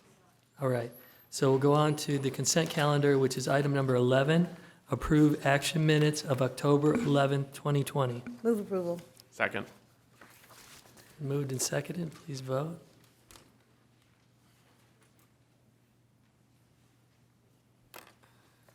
All right, that passes 5-0. Community Service Director. Yes, indeed, just one slide. We're hoping by now everyone has had a chance to see at least a few of those beautiful utility boxes we have wrapped with beautiful artwork. All of that artwork was produced by local artists, and we are so proud to be able to showcase their beautiful artwork all along the streets of Old Town. So much so that we will have a ribbon cutting tomorrow at noon at Sam Hicks Monument Park, and we would like to invite everyone to join us so that we can celebrate this wonderful public art installation. On the right side of the screen, I'd also just like to bring your attention to our annual Halloween Carnival. That will be this Friday from 5:30 to 8:30 p.m. right out in front of City Hall. And this is our second year in this location, which was enormously popular last year. So there will be lots of activities and booths for the kids to enjoy, and the adults as well as a costume contest. Police and fire will be out as well. It's just a great event for the entire family. So we're really looking forward to it, and we hope everyone will join us for that. And that concludes my report. Now, was that last year, was it the first year we did that? In Old Town. We've Old done Town. it every other year, but it's been at the Ronald Reagan Sports Park. Okay, because I heard it was fabulous last year. It was a fantastic location. Okay. Everyone loved it. All right, any director's reports? All right, then I will adjourn till the next meeting. All right, we're going to reconvene the city council meeting and start the public hearing. Item number 12 is conduct public hearing, adopt resolution making certain findings, and adopt ordinance number 2022-12, adopting the 2022 California Fire Code, second reading. And we're going to combine that with item number 13, which is conduct public hearing, adopt resolution making certain findings, and adopt ordinance 2022-13, adopting the 2022 California Building Codes, second reading. Good evening. Good evening, Mayor Ron, council members, and city staff. We are presenting our code adoption ordinance to you guys this evening. It is the 2022 code adoption cycle, which includes Title 24, which is what we use for our building codes and fire codes throughout the state as well as our city. These codes are developed through a public process with the Building Standards Commission through the state of California and the California State Fire Marshal's Office. They are then reviewed and amended as needed to meet our local requirements. These preventative programs are another way to keep Temecula safe. The proposed ordinance includes updates to Title 24, which include the California Building Code, the California Fire Code, the California Mechanical Code, the California Plumbing Code, California Electrical Code, the California Administrative Code, the California Energy Code, and the California Green Building Standards Code. Local amendments are incorporated into the proposed ordinance consistent with previous amendments and code adoptions as well as our county ordinance. Amendments examples consist of fire access, sprinkler and alarm requirements, as well as swimming pool safety. These amendments include regulations that further enhance public safety within our community. It is our recommendation that the city adopt the California Building Code amendments and the California Fire Code amendments that are proposed through Title 24. That concludes our presentation. Do you have any questions? All right, any questions? All right, we're going to go ahead and open the public hearing. Do we have any public comments? We have no public comments on either number 12 or number 13. Okay, great. We're going to go ahead and close that public hearing then. And we're looking for Move approval. Second. motion and a second. And that's on And- both 12 and 13 in Yes. the resolution and the ordinance. Yes.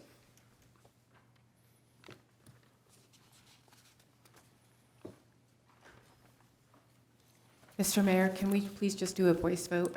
We had a little technical glitch. Oh, no. So Councilmember Alexander? Yes. Councilmember Schwenk? Yes. Mayor Ron? Yes. Councilmember Stewart? Yes. Councilmember Edwards? Aye. All right, that passes 5-0. And Mr. City Attorney, do you need to read this into the record? Or are we good? No, we're good. I read it the last time. Okay. So that's why you could just vote now. All right, well then that passes. Thank you so much. Great, thank you. Have a good evening. You too. All right, moving on. We are on business items. Item number 14, receive and file update regarding County of Riverside Winchester Community Plan, recent development applications on Interstate I-215 policy area related to 2003 settlement agreement and 2005 cooperative agreement between City of Temecula and County of Riverside. Mr. Watson, I believe you have a report for us. Yes, Mr. Mayor, members of the council, as you mentioned before you tonight is an update on the Riverside County I-215 policy area development activity. I always like to start with a why are we here, and staff is continuously monitoring the development activity of both cities and counties within our surrounding area and region. Obviously, Temecula doesn't exist in a vacuum, so it's imperative that we stay on top of everything that's going on around us for many reasons, but traffic especially. So in our work, in our monitoring, we have noticed recently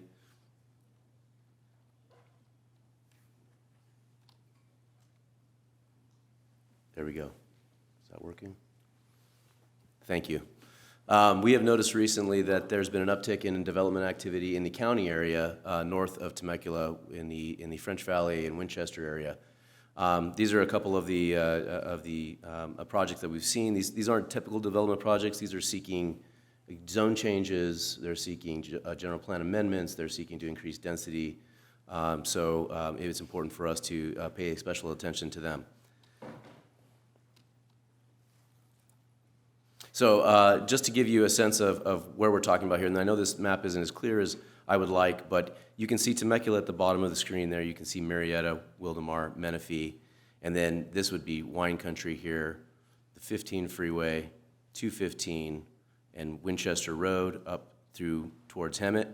The dark gray area is what we refer to as the Highway 79 policy area, or the I-215 policy area as it's also known. This is the area under consideration tonight as we go through. This is what I'll be referring to in relation to the county projects.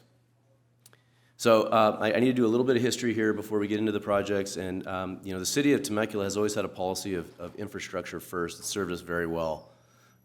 So just to give the community an idea, what that means is that, for instance, prior to building permits being issued for a project, the developer must complete infrastructure project A, B, and C, roads, parks, whatever it is, before the development happens, before the impacts, before the people come, before the cars are on the road. That served us very well.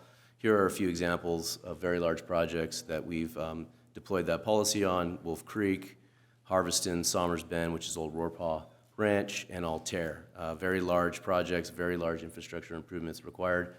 Most of those infrastructure improvements were required to be put in before the projects were built. Going back a little bit to the early 2000s, the city at that time, the leaders at that time, realized that there was some development going on in the county, or proposed to go on in the county, that was not going to result in either adequate infrastructure or infrastructure prior to or concurrent with the actual development of those projects.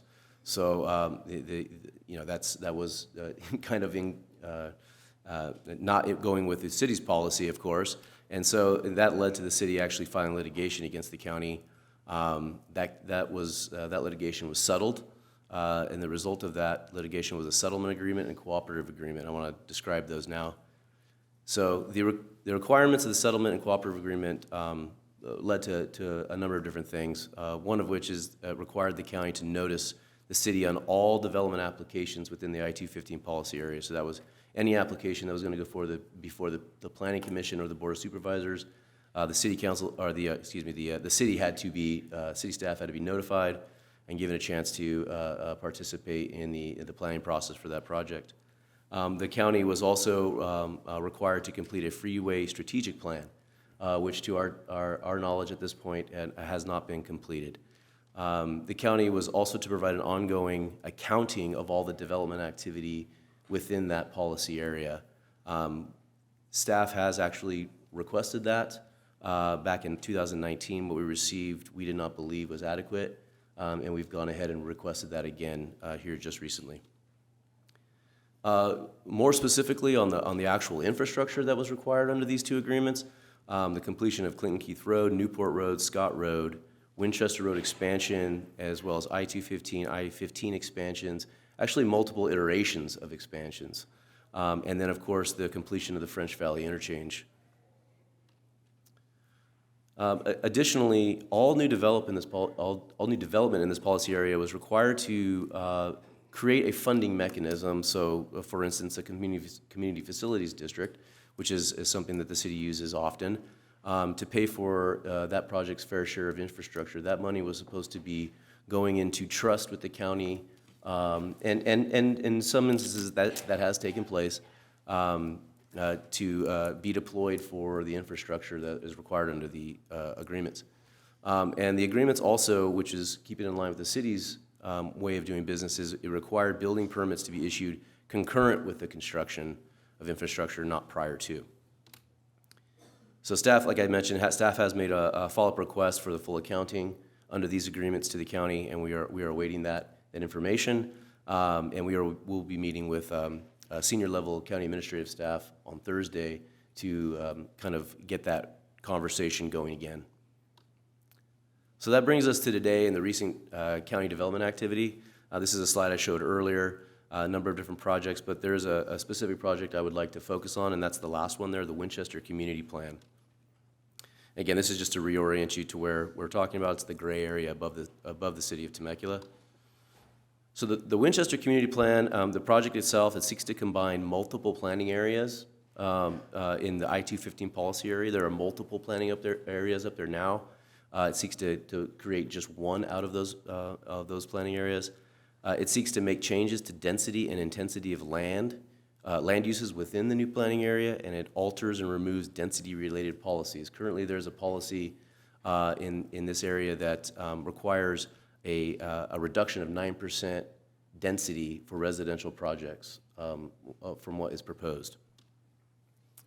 The land plan looks to expand upon the current Winchester downtown area, so the land plan is really not the concern here. That's fine. There's a downtown area in Winchester that they're seeking to build more mixed use and higher density around. This is the big one, though. From what we can tell from the documents that we've reviewed, the plan greatly expands the number of residential dwelling units, and it's calling for 33,000 residential dwelling units in that area. So to give you a scale, the city of Temecula is roughly 36,000 units.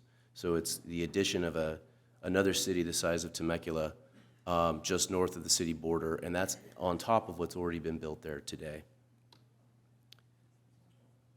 So another concerning item here is that the city has no record of being noticed for the release of this EIR, which is required by law, and it's also required by the settlement and cooperative agreement. So that's something that we're going to need to be communicating with the county with here in the near future. To get a little bit into the details of the EIR, I don't want to go too deep because we could be here all night, but there are many concerns that we have. It seems that there's an unclear project description. The maps, the tables, the projected units, and summary of impacts. We aren't exactly sure where the project area begins and ends, so that's also a very important aspect. You cannot analyze and determine the impacts of a project if you don't have a clear project description. So that's one of our main comments to the county. And then, of course, there's a lack of or missing analysis of impacts. So there's some confusion. Some areas of the EIR talk about 12,000 units and others talk about 33,000 units. So I thought that was important to just bring up. We aren't exactly sure how many, but the Nexus study is calling for 33,000 units. And of course, there's statement of overriding considerations for multiple sections, CEQA sections, without the exhaustion of all possible mitigation or even the bringing up of possible mitigation. The EIR proposes no significant new infrastructure to plan for the to accommodate for the additional traffic volumes. Currently, the area does not seem to meet the disclosure requirements of CEQA, and we're asking, how does this plan conform to the requirements of the settlement and cooperative agreements as well as meeting CEQA EIR requirements?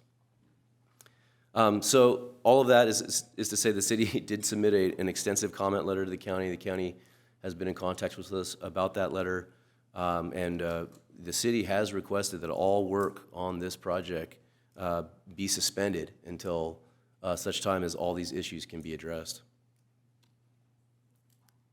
So to summarize a little bit here, what we're doing here is we're restarting again a larger conversation about regional development and traffic circulation, among other things, among other impacts. Within our region, development is continuing at a pace. We know that there are major pressures and obligations of all cities and the county in terms of their RENA numbers, and they're under a lot of pressure to create residential units, and that's very understandable, but it can't come without the appropriate infrastructure to deal with those new residential units. So the city does have a major concerns with the environmental impacts associated with up to 33,000 new units. and I know everybody in this room is well aware, but you can't go south through I-15, I-215, or Winchester to any points in San Diego County without coming through Temecula, and you can't go north through San Diego County to any points north in Riverside County without coming through the city of Temecula. So the city's interest in these matters is paramount. So some conclusions here in the next steps. Obviously, we're awaiting the response to the city's comment letter by the city, by the county. Like I mentioned, we're meeting with senior level administrative staff from the county on Thursday. Hope to have a fruitful conversation there. And then ongoing communication, I think, with not only with the county, but RCTC, Caltrans, the state, neighboring cities, all players involved here to come to the table and address these issues appropriately, as is required by CEQA, but also required by the city's settlement and cooperative agreements. So that concludes my presentation. I'm available for any questions. Any questions? I do. Marianne? So just confirming, we're talking about a city the size of Temecula, right outside Temecula. It appears so. 33,000 units in the city of Temecula is equivalent of 36,000, yeah. Okay, so that would be, joining us, we abutting Temecula's boundary, right? And it's the only corridor that's even close to that is going to either be perhaps Butterfield, but then they still have to come into town in order to use Butterfield, and Butterfield wasn't really designed for an extra 33,000 homes. And a single-family residence generates between 9 and 12 trips per day. So, multiply 12 times 33, right? And that's how many car trips we can expect to be. And right now, the only way for those homes to get anywhere is Winchester Road. And Winchester Road was never finished even after the judgment was made, or the settlement was made, when the city of Temecula sued the county 4 times and won for doing exactly what it proposes to do. Okay, so we had 4 lawsuits. We won all of them and all of the requirements. You went over those, and those requirements from back in, 2007, 8? I can't remember how long ago. 2003 was the settlement agreement, 2005 was the cooperative agreement. Okay, so 2005, and they still have not adhered to the settlement agreement. And then they were required to notice us, even if it hadn't butted up against Temecula, correct?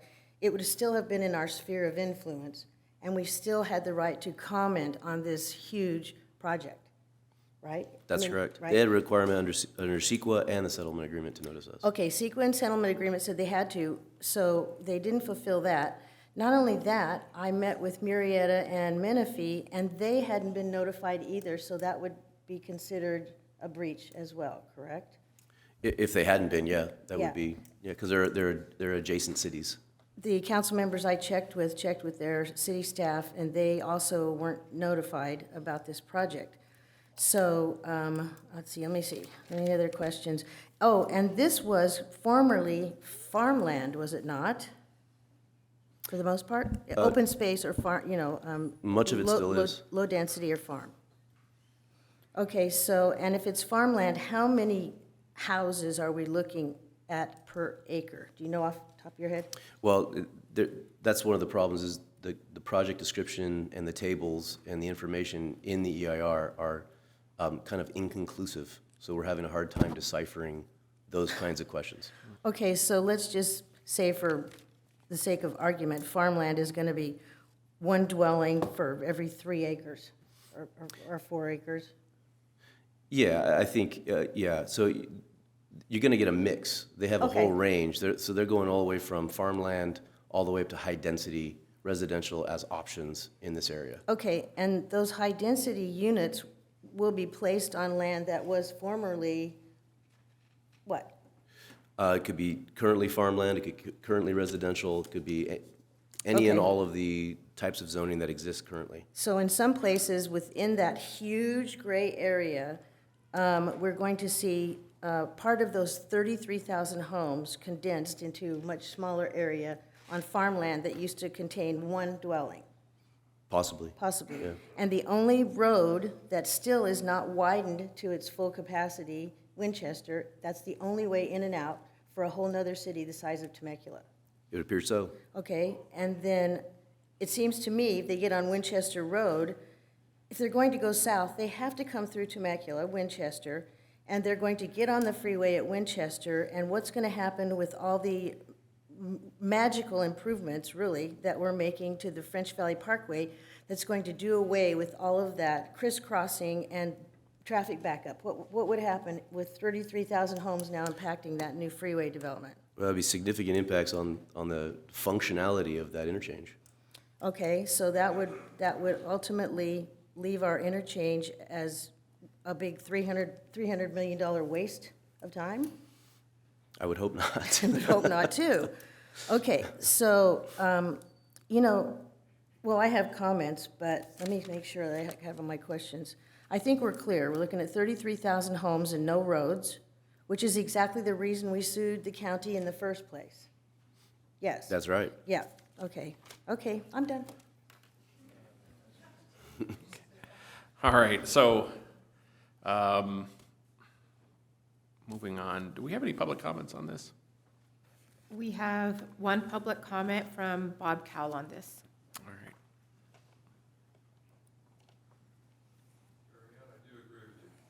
No. Yeah, I do. Hey, every time I hear about a huge project like this with 33,000 homes or 150,000 people or whatever that comes to, you end up with, how many more cars on the road? Maybe 50, 60, 70,000 cars. What do you do for the infrastructure? Where's the water come from? Are we going to build a pipeline and from the ocean and then desalinate it here? Are we going to, where's the power, what kind of power plants do we have around here? Are we going to make a nuclear one? Okay, every house, let's say, has solar panels on it, but still, if the future goes the way it's going to go, we're going to use electric cars, so we're going to need a lot more electricity. I just wonder where that's coming from. And I know I still water my yard, but a lot of people are not doing that anymore. So it costs more and more for water. What about sewage and just all the utilities? I want to bring this up every time because it just, pretty soon, I came from LA County, and my dad and he grew up in 1920s and 30s. He could look up to the mountains from Alhambra and see the orange groves all the way up and smell them in the whatever season the flowers flowers. But it's going to be. I don't know where you're going to get all the utilities. I don't know what happens to us. Do we have less because they need more? I'm just saying. Thanks. All right. Quick comments, I guess. So there's a lot has been said, and Mr. Watson, you were very diplomatic in your delivery, but let's make this one simple. This is a massive project being built in an area that cannot sustain an entire city the size of Temecula, adjacent to infrastructure that is incapable of moving, 100,000+ people, into this area. All of what we've built to maintain the integrity and identity and quality of life in the city of Temecula, city of Murrieta, and Menifee is put at risk because of this project. Make no mistake, this is a massive issue. I think the county is making some very dangerous decisions right now. There's a lot of deception going on because they're just not being clear with what they're trying to do.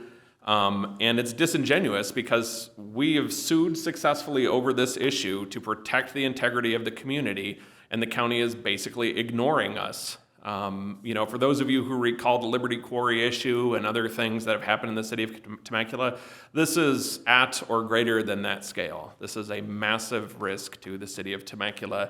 We need to take it very seriously. This is just the first conversation of many that will probably happen here and at the county level, and we need to make sure that we make our voices clear, that we partner with our adjacent cities, and waste no time in letting the county and others know that this is simply not acceptable. Yeah. So I wholeheartedly agree. I think I would just want to say thank you to Luke for daylighting this. I know we've been talking about this internally for maybe 4 or 6 weeks. So I think it's important to let the community know what's going on. We could what if this all night long. The facts are there's a lot wrong with this, and it's very problematic. And so I'm hopeful that some of the conversations going forward with the county will sort of steer them in the right direction, if you will. This is maybe like I said earlier, this is trash, and I don't like it. Yeah. Fair enough. Ms. Alexander? Just a quick thing. I mean, I agree with all the council members here, and this is not good for our city. There's a lot of things that pop up for me as well. I'm thinking schools, I'm thinking just a lot of different areas, trash, what all this looks like on a smaller level as well for each one of your homes and each one of us. So I just thank you for Bob Cowell for speaking up, and Marion did a great job analyzing that and compacting it. So thank you. Compacting it is a perfect description for trash. So, let me just say, all cities have things, and it's called a circulation element.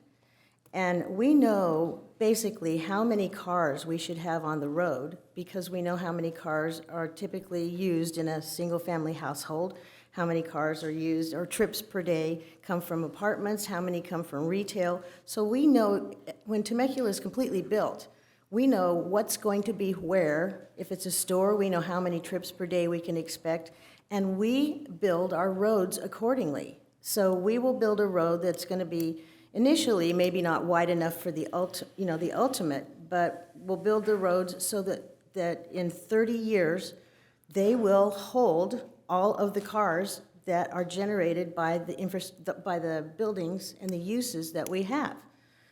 And so all of a sudden, you have 2 cars and you have a 2-car garage. All of a sudden, somebody dumps 33,000 cars in your front yard and says, here, store these. Well, that's exactly what's going to happen. Our circulation element that will be built to adequately deal with Temecula's traffic at build-out is going to be totally destroyed. The other thing is, in this area, there's no place to shop. Now, not that I don't love having that extra retail sales tax from all those new dwellings, but they have to get here, and then they have to drive around in the city again, and they're going to have to park. So everything that we've built in advance is suitable for Temecula at build-out. We have not considered 33,000 homes in the space that used to be farmland, and our circulation element was built assuming that was farmland. So that's where we are, and I am not happy because I was here for the other lawsuits. All right. Thank you. Receive and file. Appreciate the work. And Ms. Alexander requested a quick 5-minute break before we go on to the next item. So if you don't mind, we'll go ahead and recess the meeting for 5 minutes. Thank you.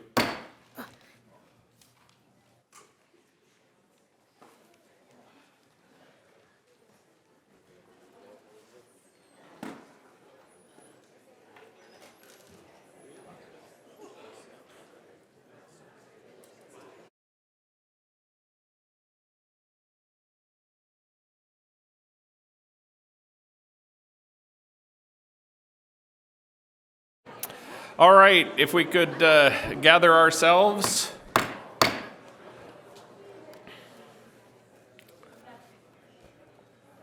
We are going to continue this evening's city council meeting.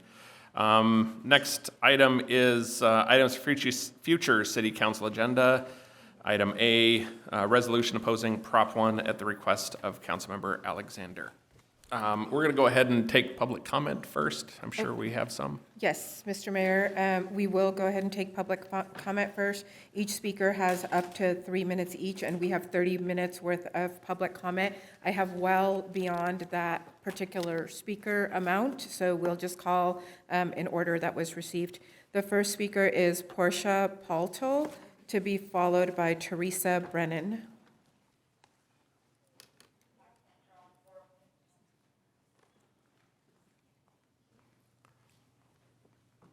Evening.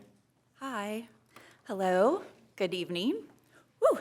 I've been here since 11, so finally up here. I am a 20-year resident of Temecula, where I have raised 2 children. I am a former teacher and foster parent. I am now a business owner right here in Old Town Temecula, actually.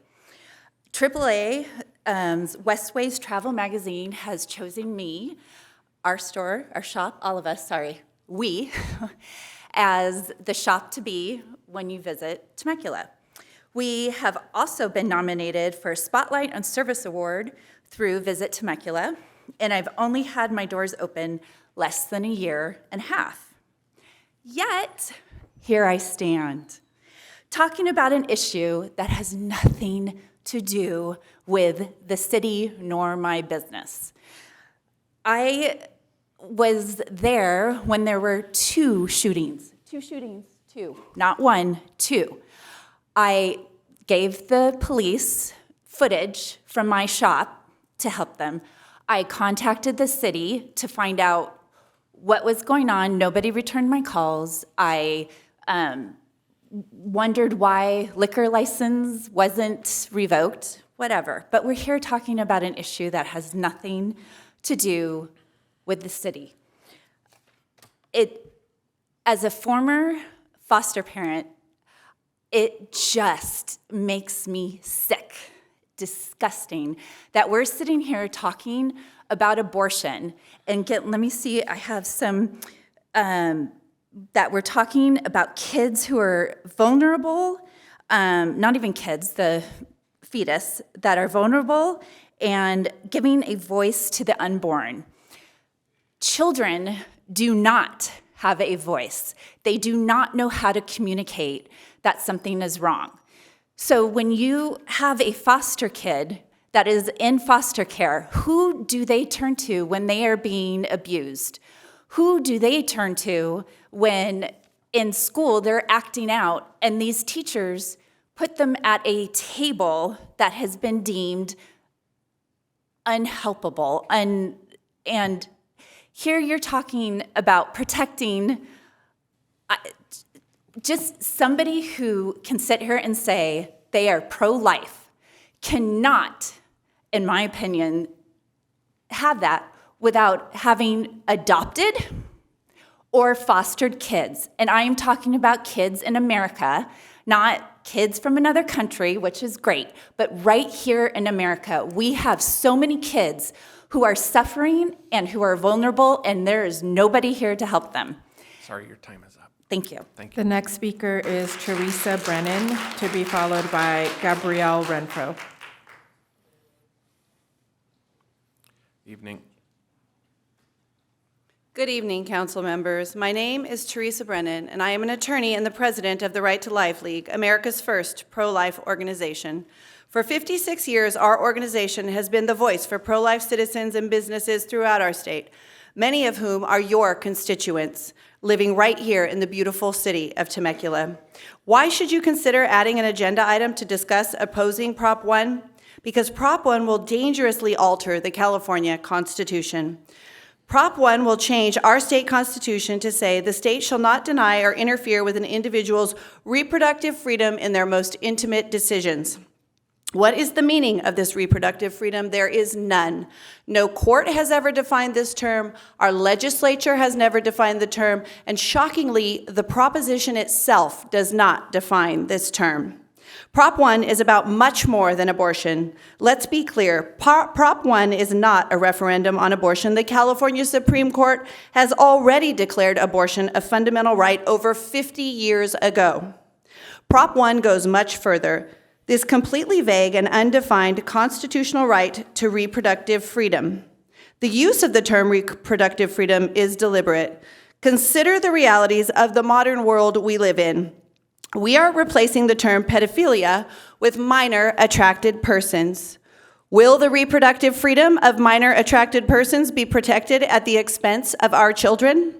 Will incest and polygamy be permitted?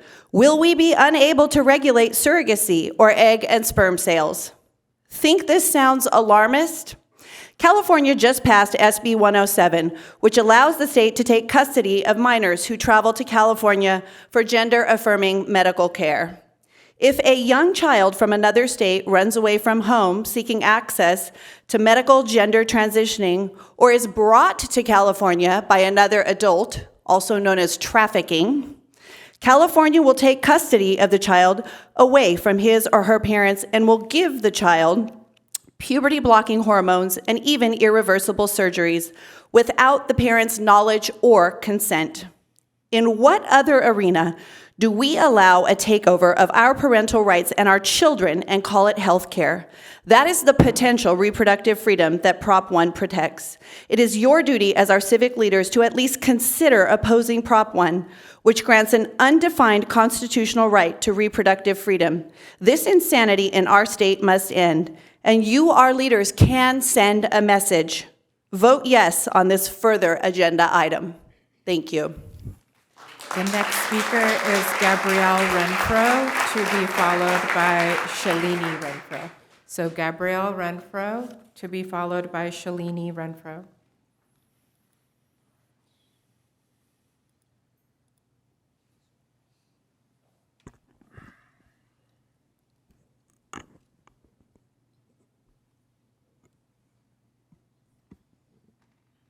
First witness is Dr. Anthony Levatino. Dr. Levatino is a board-certified obstetrician gynecologist. Over the course of his career, Dr. Levatino has practiced obstetrics and gynecology in both private and university settings, including as an associate professor of OB/GYN at the Albany Medical College. And Dr. Levatino, we'll begin with you. Welcome. Thank you, Chairman and members of the committee. I only have 5 minutes, so I'm going to get right to it. Second trimester D&E abortions performed between roughly 14 and 24 weeks of gestation. Your patient today is 17 years old. She's 22 weeks pregnant. Her baby is the length of your hand plus a couple of inches. And she's been feeling her baby kick for the last several weeks, but she's asleep on an operating room table. You walk into that operating room scrubbed and gowned, and after removing laminaria, you introduce a suction catheter into the uterus. This is a 14 French suction catheter. If she were 12 weeks pregnant or less, basically the width of your hand or smaller, you could basically do the entire procedure with this. But babies this big don't fit through catheters this size.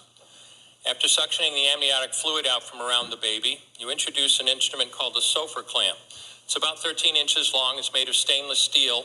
The business end of this clamp is about 2.5 inches long and a half-inch wide. There are rows of sharp teeth. This is a grasping instrument. When it gets a hold of something, it does not let go. A D&E procedure is a blind abortion, so picture yourself introducing this and grabbing anything you can blindly and pull, and I do mean hard, and out pops a leg about that big, which you put down on the table next to you. Reach in again, pull out an arm about the same length, which you put down on the table next to you, and use this instrument again and again to tear out the spine, the intestines, the heart, and lungs. Head in the baby that size is about the size of a large plum. Can't see it, but you pretty good idea you've got it if you've got your instrument around something and your fingers are spread about as far as they go. You know you did it right if you crush down on the instrument and white material runs out of the cervix. That was the baby's brains. Then you could pull out skull pieces. And you have a day like I had a lot of times. Sometimes the little face comes back and stares back at you. Congratulations, you just successfully performed a second trimester D&E abortion. You just affirmed her right to choose. And I know it sounds, as I said, hard for people to believe, but I'm telling you straight up my experience. You know, after over 1,200 abortions, first and second trimester up to 24 weeks and all the rest of it, and being very dedicated to it, for the first time in my life, I really looked. I really looked at that pile of body parts on the side of the table. And I didn't see her wonderful right to choose, and I didn't see all the money I just made. All I could see was somebody's son or daughter. And I stopped doing late-term abortions after that, and several months later stopped doing all abortions. No on Prop 1.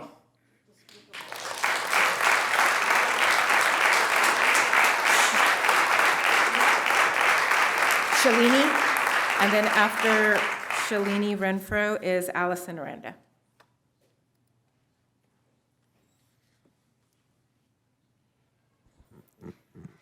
Mr. Mayor, and members of the council and staff, My name is Shalini Renfro, and I'm a resident of Temecula. I was here 4 weeks ago to advocate for a resolution that would have served as a life-affirming statement of identity for our city, and ask that our city focus its attention and resources on providing real options for women and families. I was disheartened to see the way in which the possibility of such a resolution was misrepresented and mischaracterized by certain media outlets, state officials, and most of all, by members of our own city council. I was especially grieved to witness council members parrot the idea that the city could be sued for adopting such a resolution when it was made clear that there was no basis for a legitimate legal threat. As our city attorney said in that meeting, any legal repercussions would be dependent on the wording of the resolution, which was still to be determined. I would have had every confidence that our city council members are resourceful and savvy enough to craft a resolution that would not run afoul of state law. However, given the fact that this legal bogeyman could have been readily identified by these same council members, if they had spent any time investigating the legal ramifications prior to the vote, perhaps such confidence would be misplaced. But today, there is an opportunity for redemption. As you know, on November 8th, California voters are considering an amendment that would further expand abortion in our state. While abortion after 24 weeks gestation is only legal for reasons that are considered life or health of the mother, this amendment would make abortion legally protected right through all 9 months of pregnancy for any reason. I am 39 weeks pregnant. Our son could survive outside the womb. Yet, Proposition 1 would mean that I could legally decide to end his life by walking into an abortion clinic where an abortionist would accept my money to administer an ultrasound-guided lethal injection of digoxin to his heart. Some may try to argue that most women would never even consider such an abortion, but that is not what is at question here. Most people likewise would never murder anyone. Yet, we have laws in place to protect the innocent. There is no population more vulnerable in our country than the preborn. They have no voice. And in California, they may soon have no protections whatsoever. Temecula, as a city, will we stand for them? The next speaker is Allison Aranda, to be followed by Jennifer Reeves. So Allison Aranda, to be followed by Jennifer Reeves. Good evening. I was here 2 weeks ago, and I spoke my comments about Proposition 1 to all of you. I shared about the dangers and the peril of what it would be if we enact this proposition. I am here today to ask that you vote to put this proposition, a no on Proposition 1 resolution on the agenda in the future, and for the city of Temecula to take a stand against the atrocities that would come if this proposition is passed. I've heard you guys speak about the resolution that was up, I think it was the agenda item just before this one, about the traffic, the pollution, the water, and the peril that that would bring to the city of Temecula if they were to enact or allow the 33,000 new homes. And there was much debate and deliberation over the impact that it would have on this community. We are talking about lives, not traffic, not pollution, not utilities. We are talking about human lives if this proposition is passed. I stand here today. I am a longtime resident of this community. I've lived here for more than 45 years of my life. I have my children with me here. They've been holding the banners up in the back. And yes, I was a foster parent, and I have adopted children, and I have been a guardian of children in the system. And I would not trade their suffering for the end of their life. They have so much potential. And if you do not vote on a resolution to say no on Prop 1, you risk terminating their lives And what could have come? My daughter, so boldly, as we were talking about coming down here today, says, Mom, why would anyone want to kill a child? What if that person was going to change the world? What if that person was going to have the cure for cancer? I encourage all of you to have that same boldness and to stand with the members of the community who stand for life and to pass a resolution that says no on Proposition 1. Thank you. The next speaker is Jennifer Reeves. Jennifer Reeves, to be followed by Amber Dosberg. Members of the City Council, Ms. Alexander, I myself am also a small business owner in this city, the daughter of an adoptee, and I was also raised by guardians as both of my parents chose not to raise either of their children. It is clear by listening to the comments today that some have no idea the detrimental mental harm that abandonment issues can cause these children.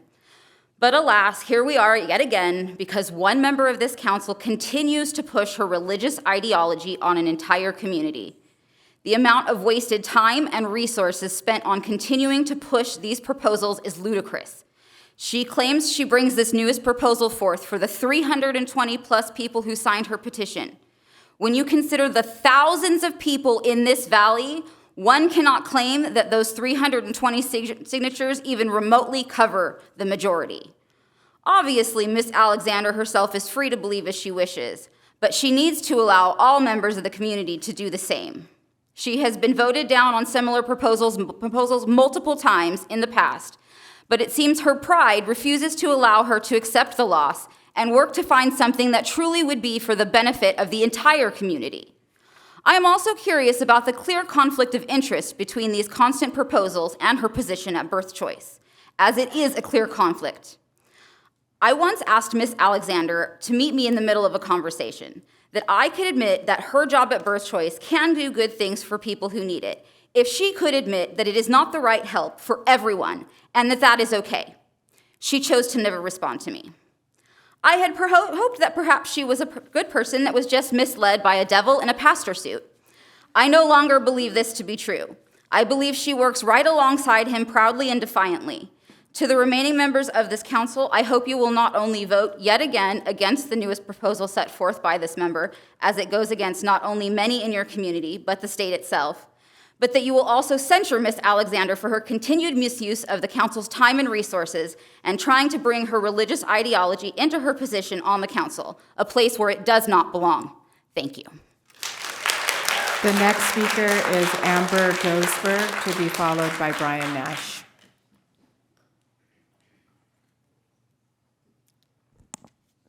Hello. Here we are again, the people of Temecula arguing against one another because of Jessica Alexander. Jessica, I don't think you're fit to run on the council. You're homophobic, and we've seen that from times that you've lectured youth on how being gay is a sin, or how about you literally protested a drag brunch show. Like, seriously? Or how about when you compared yourself to Rosa Parks because you needed to wear masks? It's very obvious that you are oblivious to real problems like needing to uplift our local farming community, making public transportation more accessible, helping low-income and homeless families, making sure our streets are getting better sidewalks, and preserving the greenery in our city. I could go on, right? But instead of having legitimate, helpful conversations with the community, we are here fighting a sorry excuse of a council member. It's time that you let this go. It's time that you run back to your church and spew whatever religious beliefs you have there. The people of Temecula are sick of having you stick your religious views where they shouldn't be and making Temecula look foolish while wasting resources and time. The bottom line is that this council has no power to ban or interfere with anything protected by the state, and Jessica had previously stated that her resolution wouldn't be trying to ban abortions but make the city go against Prop 1. So then this is a clear attempt at branding the entire town of Temecula something that is in favor of one religion, which is illegal. Being a mother should be a choice, not a punishment, and it's no one's business, and certainly not yours, if they decide to keep the pregnancy. To make this outlandish claim that Temecula will be against Prop 1 is to let all women know that this entire council believes that they shouldn't have the right to choose, and it would make Temecula look foolish for opposing reproductive rights. And it would also drive away tourism, because I know as a woman I wouldn't go near a city that apparently thinks that they know better for me than what I do. And Jessica made a comparison on the last meeting about all of this on Resolution 2056, which is a statement that is basically equality for all people, regardless of gender, sexuality, race, etc., right? So the difference with what she compared that with and with this is that this resolution that you're trying to push against Proposition 1 is opening the door to the harassment of women who exercise their right to reproductive freedom. The bottom line is that I think you should focus on different issues that this city council actually has power to work on instead of trying to dictate women's lives. And it's like others have said, it's a clear conflict of interest for you. And you need to let it go. Thank you. Brian Nash, to be followed by Christine Massa.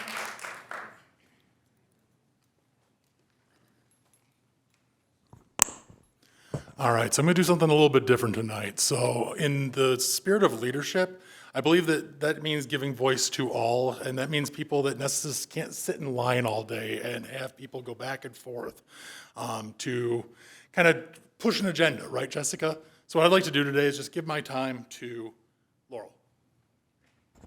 Hi. All right. This is my first one of these things that I've attended, the whole abortion shenanigans. I wanted to empathize with you and, being this whole pro-life thing. I value empathy. I just believe you coined the term from womb to tomb. We have a lot of lives walking the earth right now in the United States that need love, that need a home, that need all the resources that we are dedicating to bringing more in, but not taking care of the ones who exist here today. Me and my brother came from a family, unwanted, resented. We lived a terrible life, and he died on the streets in a garbage truck. He was suffocated because he fell asleep in a trash can on trash day, and his body was discovered on a conveyor belt in a recycling plant. His life was not a joyous one. He constantly felt unloved and unwanted, and I constantly sought for resources for him. We have lives here and now. We have single moms that need help with housing. Hi, housing. Let's throw our energy into the people that are here now. Let's throw our energy into preventing the need for abortion. Let's throw our energy into the people that are here now. Homelessness, foster care, underfunded. We have plenty of children here that need love and homes. When we have solved those problems, I'll be the first one at the table to talk to you and talk with you about pro-life. But we have not solved these problems. And so until then, let's just band together in resources to prevent the need, but not stop the choice.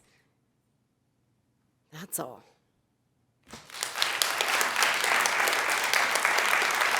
The next speaker is Christine Massa, to be followed by Allison Donahue-Bakes. Thanks, Randy. Give a hand to Randy, please. She's great. She gives us great support. So first, I want to thank the woman, and I don't know if she's still here, who spoke earlier bravely about her having made the choice to have an abortion.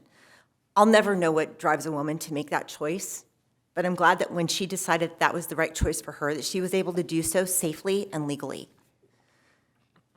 So, city council members, I'm up here again to express my opposition to wasting any more council time entertaining Jessica Alexander's religious views. It doesn't really matter how one feels about abortion. I believe it was very clear a month ago when approximately 84% of the city's respondents asked the city to stay out of matters of women's reproductive choice. You don't have to say if you support abortion or if you're pro-life. You don't have to say any of that. Just stay out of it and leave it to the voters. right? It could be pretty simple. Instead, I'd like you to consider a different agenda item. I'd like for the council to request an audit of how much money Jessica Alexander wastes. My money, our money, except for the people in this room who travel in from Murrieta. Those line items could be in the audit in the form of legal counsel hours from having to protect the city from her reckless statements and propositions, staff time wasted having to research her pointless agenda items and any other research she has them do that don't go anywhere, staff time wasted printing out her talking points that were either written for her by other people, because you can tell when she reads them that she didn't write them herself. And let's not forget that she did have the city buy her 2 printers, so there's a lot of printing going on, and there's probably waste there too. There's also system resources wasted. Now, that's a new one that I just added this morning when I emailed her and received an auto-reply spam response of anti-Prop 1 propaganda. My tax dollars at work, I guess. And then there's policing time for her countless rallies and prayer circles, and then lost revenue over the bad rap her antics bring to our fine city. While we're at it, I'd like that audit to also include her HR file and knowledge of how many HR complaints have been filed against her. I'm sure that working with her is not easy, and I'm sure that working for her must be even worse. So please don't give these religiously backed agenda items any more air. Instead, let's stop wasting the city's valuable resources, money, time, and people pursuing activities that we've already told you we don't want. Thank you for your time. The next speaker is Allison Donahue Biggs, to be followed by Jennifer Crum. Good evening, Temecula City Council members and staff. I have lived in Temecula for 24 years. My husband and I have raised our 2 sons here, and my youngest is graduating in June from Great Oak High School. Go Wolfpack. I have lived in Temecula long before the mall, long before the numerous car dealerships, and back when there were only a handful of wineries. Through the years, my kids participated in sports, swimming lessons, and a variety of classes through the Recreation Center. We've thrown many a birthday party in our wonderful Temecula parks. We've participated in Temecula sister city events, spent hundreds of hours in our libraries, watched shows at the Old Town Temecula Community Theater, and watched our kids march in Temecula parades. All wonderful memories. We're so pleased to see recent additions to our wonderful city, a new hospital, skate parks, a new bike path, art and cultural festivals, and most recently and wonderfully, the Ready Commission. I want to thank the City Council for working to make our community safe and a great place to raise a family. So I'm asking, humbly asking, that the Temecula City Council continue to do these great works in our community, and please stop wasting time and taxpayer dollars on improper and self-serving agenda items. The agenda items around abortion are brought about by basically one church who plays puppet master to one City Council member. Please do not give any more meeting time to discussing Proposition 1 or anything around abortion, something that the City Council has no jurisdiction over. But since you have us here talking about our right to our own bodies again, let me just say that if you take away the right of a person over their own body, no other rights matter. So, we see that the Supreme Court decision has now left the decision of safe and legal abortions to the states, right? Now we have a City Council member who wants to have the cities decide. Okay, well, why stop there? Let's have neighborhoods weigh in. Well, really, okay, let's have households decide what's best for them, right? Well, really, wouldn't a better idea would be to let each individual person decide for themselves what is best for them? What say you, Jessica? Would you support that? Thank you. And Mr. Mayor, the last speaker for the 30 minutes is going to be Jennifer Crum.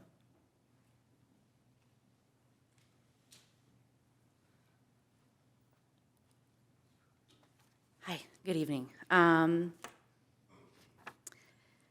thing we keep talking about the church and the religion and everything, and this is just off the top of my head, but I'm curious, would we be as full if it weren't for the church standing behind it? I mean, really, if it would this even be an issue? I've never even heard of this 412 church before. And it is like this driving force that it really is. I kind of felt like, wow, everybody keeps bringing up the church and blah, blah, blah.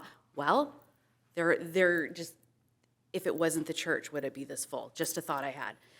But anyways, what I wrote down to say is, Jessica, it looks like you're out of your lane again. And we're here as your lane assist to get you back. You let those that truly represent freedom and the choice be, your job as a city council member is not to promote your personal agenda. I oppose any of you guys making decisions on women's reproduction rights. We don't need a resolution opposing California Prop 1. We don't. To the rest of the board members and city officials, shut it down. Let's be done with this and stop allowing her to make a mockery of our city. Thank you.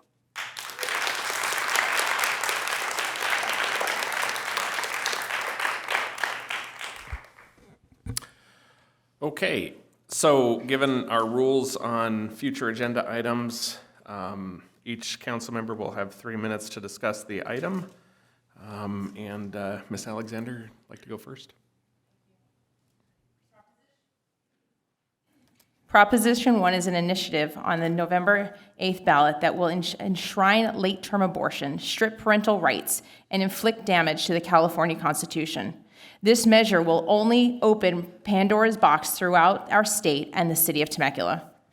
According to this proposed amendment, the state constitution will not only guarantee reproductive freedoms for every individual, regardless of age or sex, but it will also negatively and irreversibly impact the public health, safety, and general welfare of all Californians.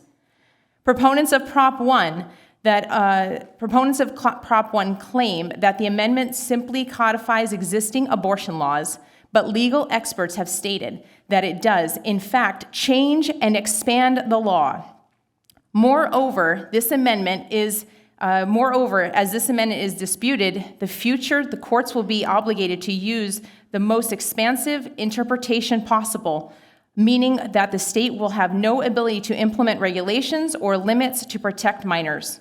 The Constitution will reign supreme, and judges and legislators will not have the power to intervene. Moreover, a legislative analysis has deemed that a no vote will have no impact on abortion rights. It will prevent the barbaric murder of children on the day of their birth and butchery of the youth with unnecessary surgeries. There is no denying that Prop 1 would bring untold harm to Temecula. This council's biggest concern needs to be about protecting children. We need to ensure that parents have legal right to determine what is best for their children. The authors of this amendment purposely failed to define reproductive freedom, and they want to create an unpredictable right for minors to undergo medically unnecessary gender transition surgeries such as sterilizing, obtain abortions, and access puberty blockers and hormones that affect their sexual and physical development. If Prop 1 passes, all chaos will be legal, and it will be allowed without the knowledge or consent of parents. Yet what does reproductive freedom even mean? It is not defined anywhere. The truth is, no one knows how California judges will interpret such language. Even pro-abortion experts and legislators who wrote this proposition admit that they do not know what this vague, overbroad language will do. As a city council members, we need to ask ourselves, why wouldn't we oppose a ballot measure that will insert something in our Constitution that cannot be defined? A measure that will destroy and dehumanize Temecula residents that we represent. We have been elected to have these conversations. The biggest problem with this proposition is how unclear and vague it is to the public. It is our obligation to bring forth to the residents and stand in the gap for their safety. 79% of California does not agree with late-term abortions, yet the concern for all of us needs to be that our community has not yet been given all of the truth. I'm going to ask you to summarize. In closing, I am asking this council to craft a resolution in opposition of Proposition 1. Due to the gravity of this topic and the election in just 2 weeks away, I am also proposing that we have a special meeting to bring forth the truth and the light to this subject on November 8th. Thank you.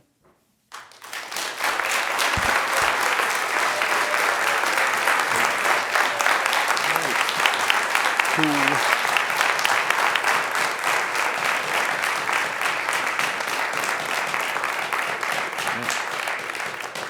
Edwards, Mr. Schwank, who would like to speak next? No items. Go ahead.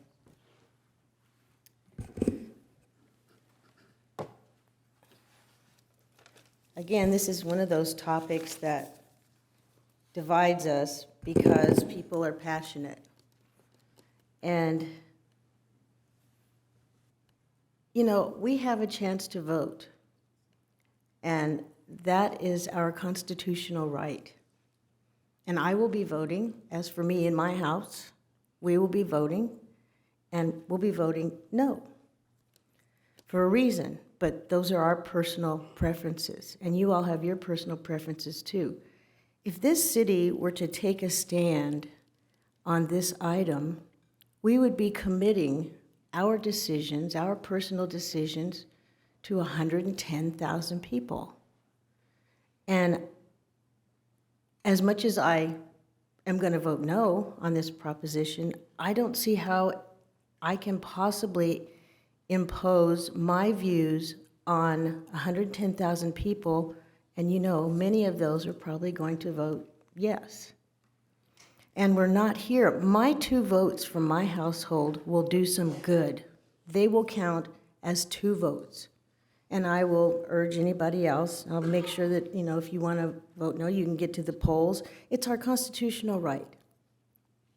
But taking this city down that road does nothing to help with this proposition.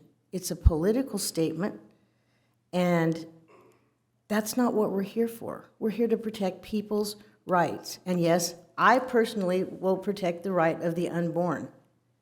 I can't take the city down that road because not everyone agrees. I don't understand that, but that's the case. So I am not in favor of the suggestion to have the city take a position on a political legislation, initiative, on behalf of 110,000 people who each have the right to vote their conscience. And I think we should preserve that right. Let's pretend this council isn't conservative. Let's pretend there's a different group of people up here, and should they vote, should we be supporting publicly, should we craft a resolution to vote yes on Prop 1? No. It's the same thing. Whether you're for it or against it, the city should not be stating that the whole city supports it or votes no on Prop 1. It's just wrong. My vote counts. My vote counts, my husband's vote counts. Yeah, and Can I ask you to summarize there, Marianne? yeah, that's it. I can't see how we can impose our views on 110,000 people as a city when it really does nothing to count yes or no against Prop 1. I will be voting no. Okay, thank you. Mr. Schwank. Thank you, Mr. Mayor.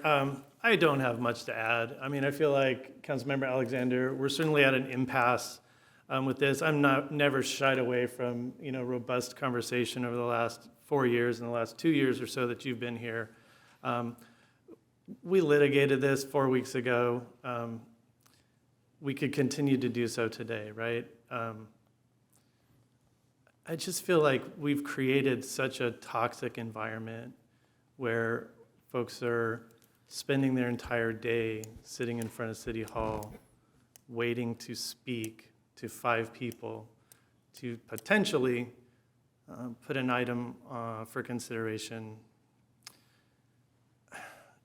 I'm honestly at a loss for words, regardless of, you know, the merits of some of the things that we discussed tonight.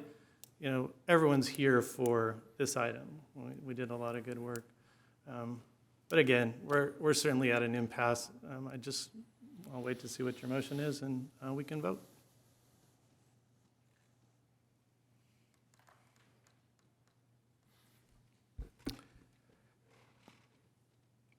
This breaks my heart. I love this city. I've loved serving this city for 8 years. You're my friends, you're my neighbors, you're my colleagues. You're the folks who protect our city. And I'm sitting in a chamber with people that I may argue with, people I may disagree with, people I love and people I care about. And, it doesn't, we all have strong opinions when it comes to this topic. We all have strong opinions when it comes to a lot of topics. I would wager a bet that says we probably agree more than we disagree. We can start by just saying that the sky is blue, and hopefully we can start there and say we agree on that. I'm disappointed in the state of California for writing a ballot measure that's overly broad and vague. I'm disappointed that the process has been flawed for many years for ballot measures, I'll be honest. An attorney general who writes a ballot measure is an elected official, and placing those items on the ballot is problematic because they're a partisan official as well. The process is, in my opinion, deeply flawed in the way we do things in the state of California. It should be a nonpartisan process. It should be an independent body that defines these ballots. I don't know about you all, but the confusion that you can see out there is palpable. A lot of these measures, we don't understand them. The advertising is false, it's misleading, it's disingenuous. That's where we are in the state of California. That's disappointing. It comes home here to all of us when we have to make decisions about things that affect our lives, our religion. There aren't many more sacred things to talk about than that and life. I am pro-life. I will be voting against Prop 1. I have no problem putting that out there. But it doesn't take a genius here to count up votes on the dais and realize that, we can have a 2-2 split here tonight and accomplish nothing because the item doesn't pass. And so, I ask the audience, who here hasn't made up their mind on Prop 1 yet? And who here, based on a city council decision tonight, would be swayed to change their mind on Prop 1 tonight? The challenge that we have is doing something meaningful, doing something actionable. I've met with many of you. I've talked to many of you. I deeply respect many of you who are here tonight. And one of the things that we've all had a conversation about over the last week or so is coming together and having that conversation. This doesn't work at the dais. I have said that for a long time. This is confrontational. This is argumentative. We're on an elevated platform. We have a ratio of law enforcement in this room that makes the room palpable with public safety, right? This doesn't create or foster an environment for us to sit down, treat each other like human beings, treat each other like neighbors, and have a conversation. So absent us moving forward an item in a timely manner, people are already voting. People are already making their decisions, look, I can encourage folks. I've put out my own information. Council members in other cities have put up their own voter guides on how they're going to vote, and they let their information be known. That is okay. But if we're going to accomplish one thing tonight, the one thing I would ask for is that all of the folks who I've talked to over the last few weeks on this issue, the people that I trust in this community, the people who have shown this dedicated passion toward this, let's have a cup of coffee. Let's talk. Let's sit down. Now, we'll have to be a little bit careful with the Brown Act because it can't be all 5 of us, doing this. But I would invite another council member, and I'm pretty sure I know which one might have the most passion on this issue, to join me to do this. There are things that we have talked about that we can actually affect change in this community real change. Expectant mothers who need help, who are worried. You know, birth choice, you're here, you do a remarkable benefit to those folks who are looking for help and support. You know, we know the system isn't perfect. We know there are issues with adoption. We know there are all sorts of things where people can use help. Why aren't we focusing on that? Why aren't we coming together as a community to help solve problems? Because what we do here tonight, where we vote on this, you know, we can pass, well, you know, look, again, I'm not an expert in math, but I'll tell you 2 to 2. I know how this, you know, I know how this plays out. And it's disappointing to me because, again, it doesn't accomplish anything. You know, it divides the community, it divides the council, you know, and I would much rather see us come together, make a commitment to one another to sit down, have a conversation. Let's keep the group relatively small. You know, Jessica, I don't mind sitting down with you and identifying, you know, who are the folks that are reaching out. You know, we have the folks from the 412 Church. We have the Temecula Unity Group. You know, I don't know if, I think Laurel went home, but we have some remarkable voices in this community who have consistently been here and participated in this dialogue. So rather than create this confrontational environment where we are not accomplishing much here tonight, rather than do that, let's just come together, have a cup of coffee, treat each other like human beings, and at least start by saying we agree that the sky is blue and there's other things that we can do to work together to help make this, you know, a better community. I'd love to be able to offer that up because absent that, I don't know how we move forward tonight with anything because I'm not seeing the numbers here tonight, Ms. Alexander. So, you know, that's my offer here tonight is I would like to be able to do that. And if, you know, Pastor Tim, you're here this evening, I know we have representatives with Temecula Unity here, you know, I'd love to hear from you. I'd love to sit down with you. I'd love to have a conversation. I'd love to break some bread with you all and just, you know, just have that conversation. If you're willing to, I'm offering up my time. It's not going to be a city-sponsored event. I'll tell you that right now. It's not going to be here at City Hall. We'll find a nice neutral location. Maybe we'll go to Marietta. But let's try and deal with this in a slightly different way, if we would. So, I can't have more comments. I'm sorry. No. I apologize. I apologize, but and catch me after the meeting, and I'm happy to chat with you. Thank you. I appreciate that. Thank you. Anyone else? I think we're If I could just finish up and just close, because I Please. know we're going to go here to vote. Thank you. You know, one of the things that I keep hearing a lot of this day is about a religious thing, that abortion is about a religious item.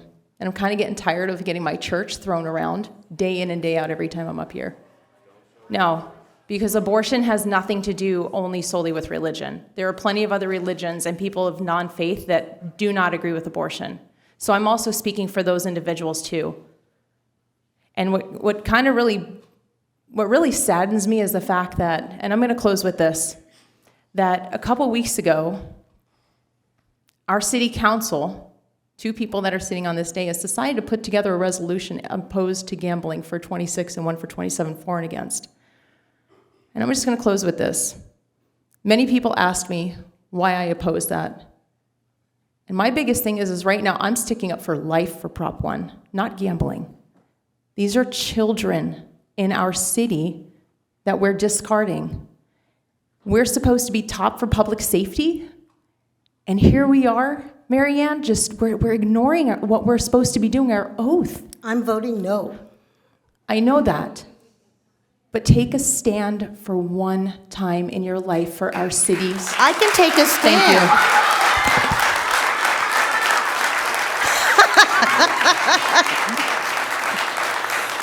I can take a stand for myself. I'm not going to take Okay. a stand on this issue for 110,000 people who are also going Thank to you. be voting. All right. All right, we're going to go ahead and close Jessica. the council discussion. Well, I'd say, first of all, I heard the question a couple of times. Let me just clear this up. Prop 26 and 27 are economic development issues that will directly impact the bottom line of the city. One is good, one is not good. I'm going to So- stop you there and just say we're done with council. Yeah, we discussion are. here. So, Thank you. That was just my explanation. Or are you waiting for a motion? Is that what you're doing, waiting for a motion? I'm waiting for somebody to make a choice, otherwise we're closing the meeting. All right, I make a motion for no on Prop 1, to create a resolution for no on Prop 1 like I had originally. At this point, Or to bring it forward. bring it forward at a future agenda. That's when I finished up, yes. Thank you.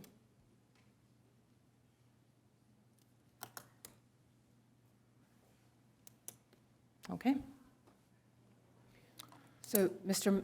Mayor, just for clarification, Councilmember Alexander made a motion to go ahead and place the item on the agenda that is listed under items for future city council agendas. The motion failed for a lack of a second, and that concludes the item. Thank you. And I'll be sitting here if anybody wants to talk to me. Okay, city manager report. Nothing tonight, Mr. Mayor. City attorney? Yes, Mr. Mayor, we had 2 closed session items, and we have no reports from the Brown Act on those 2 items. Okay, thank you. All right, well, that concludes the meeting, and we will be back here on the 15th, not the 8th.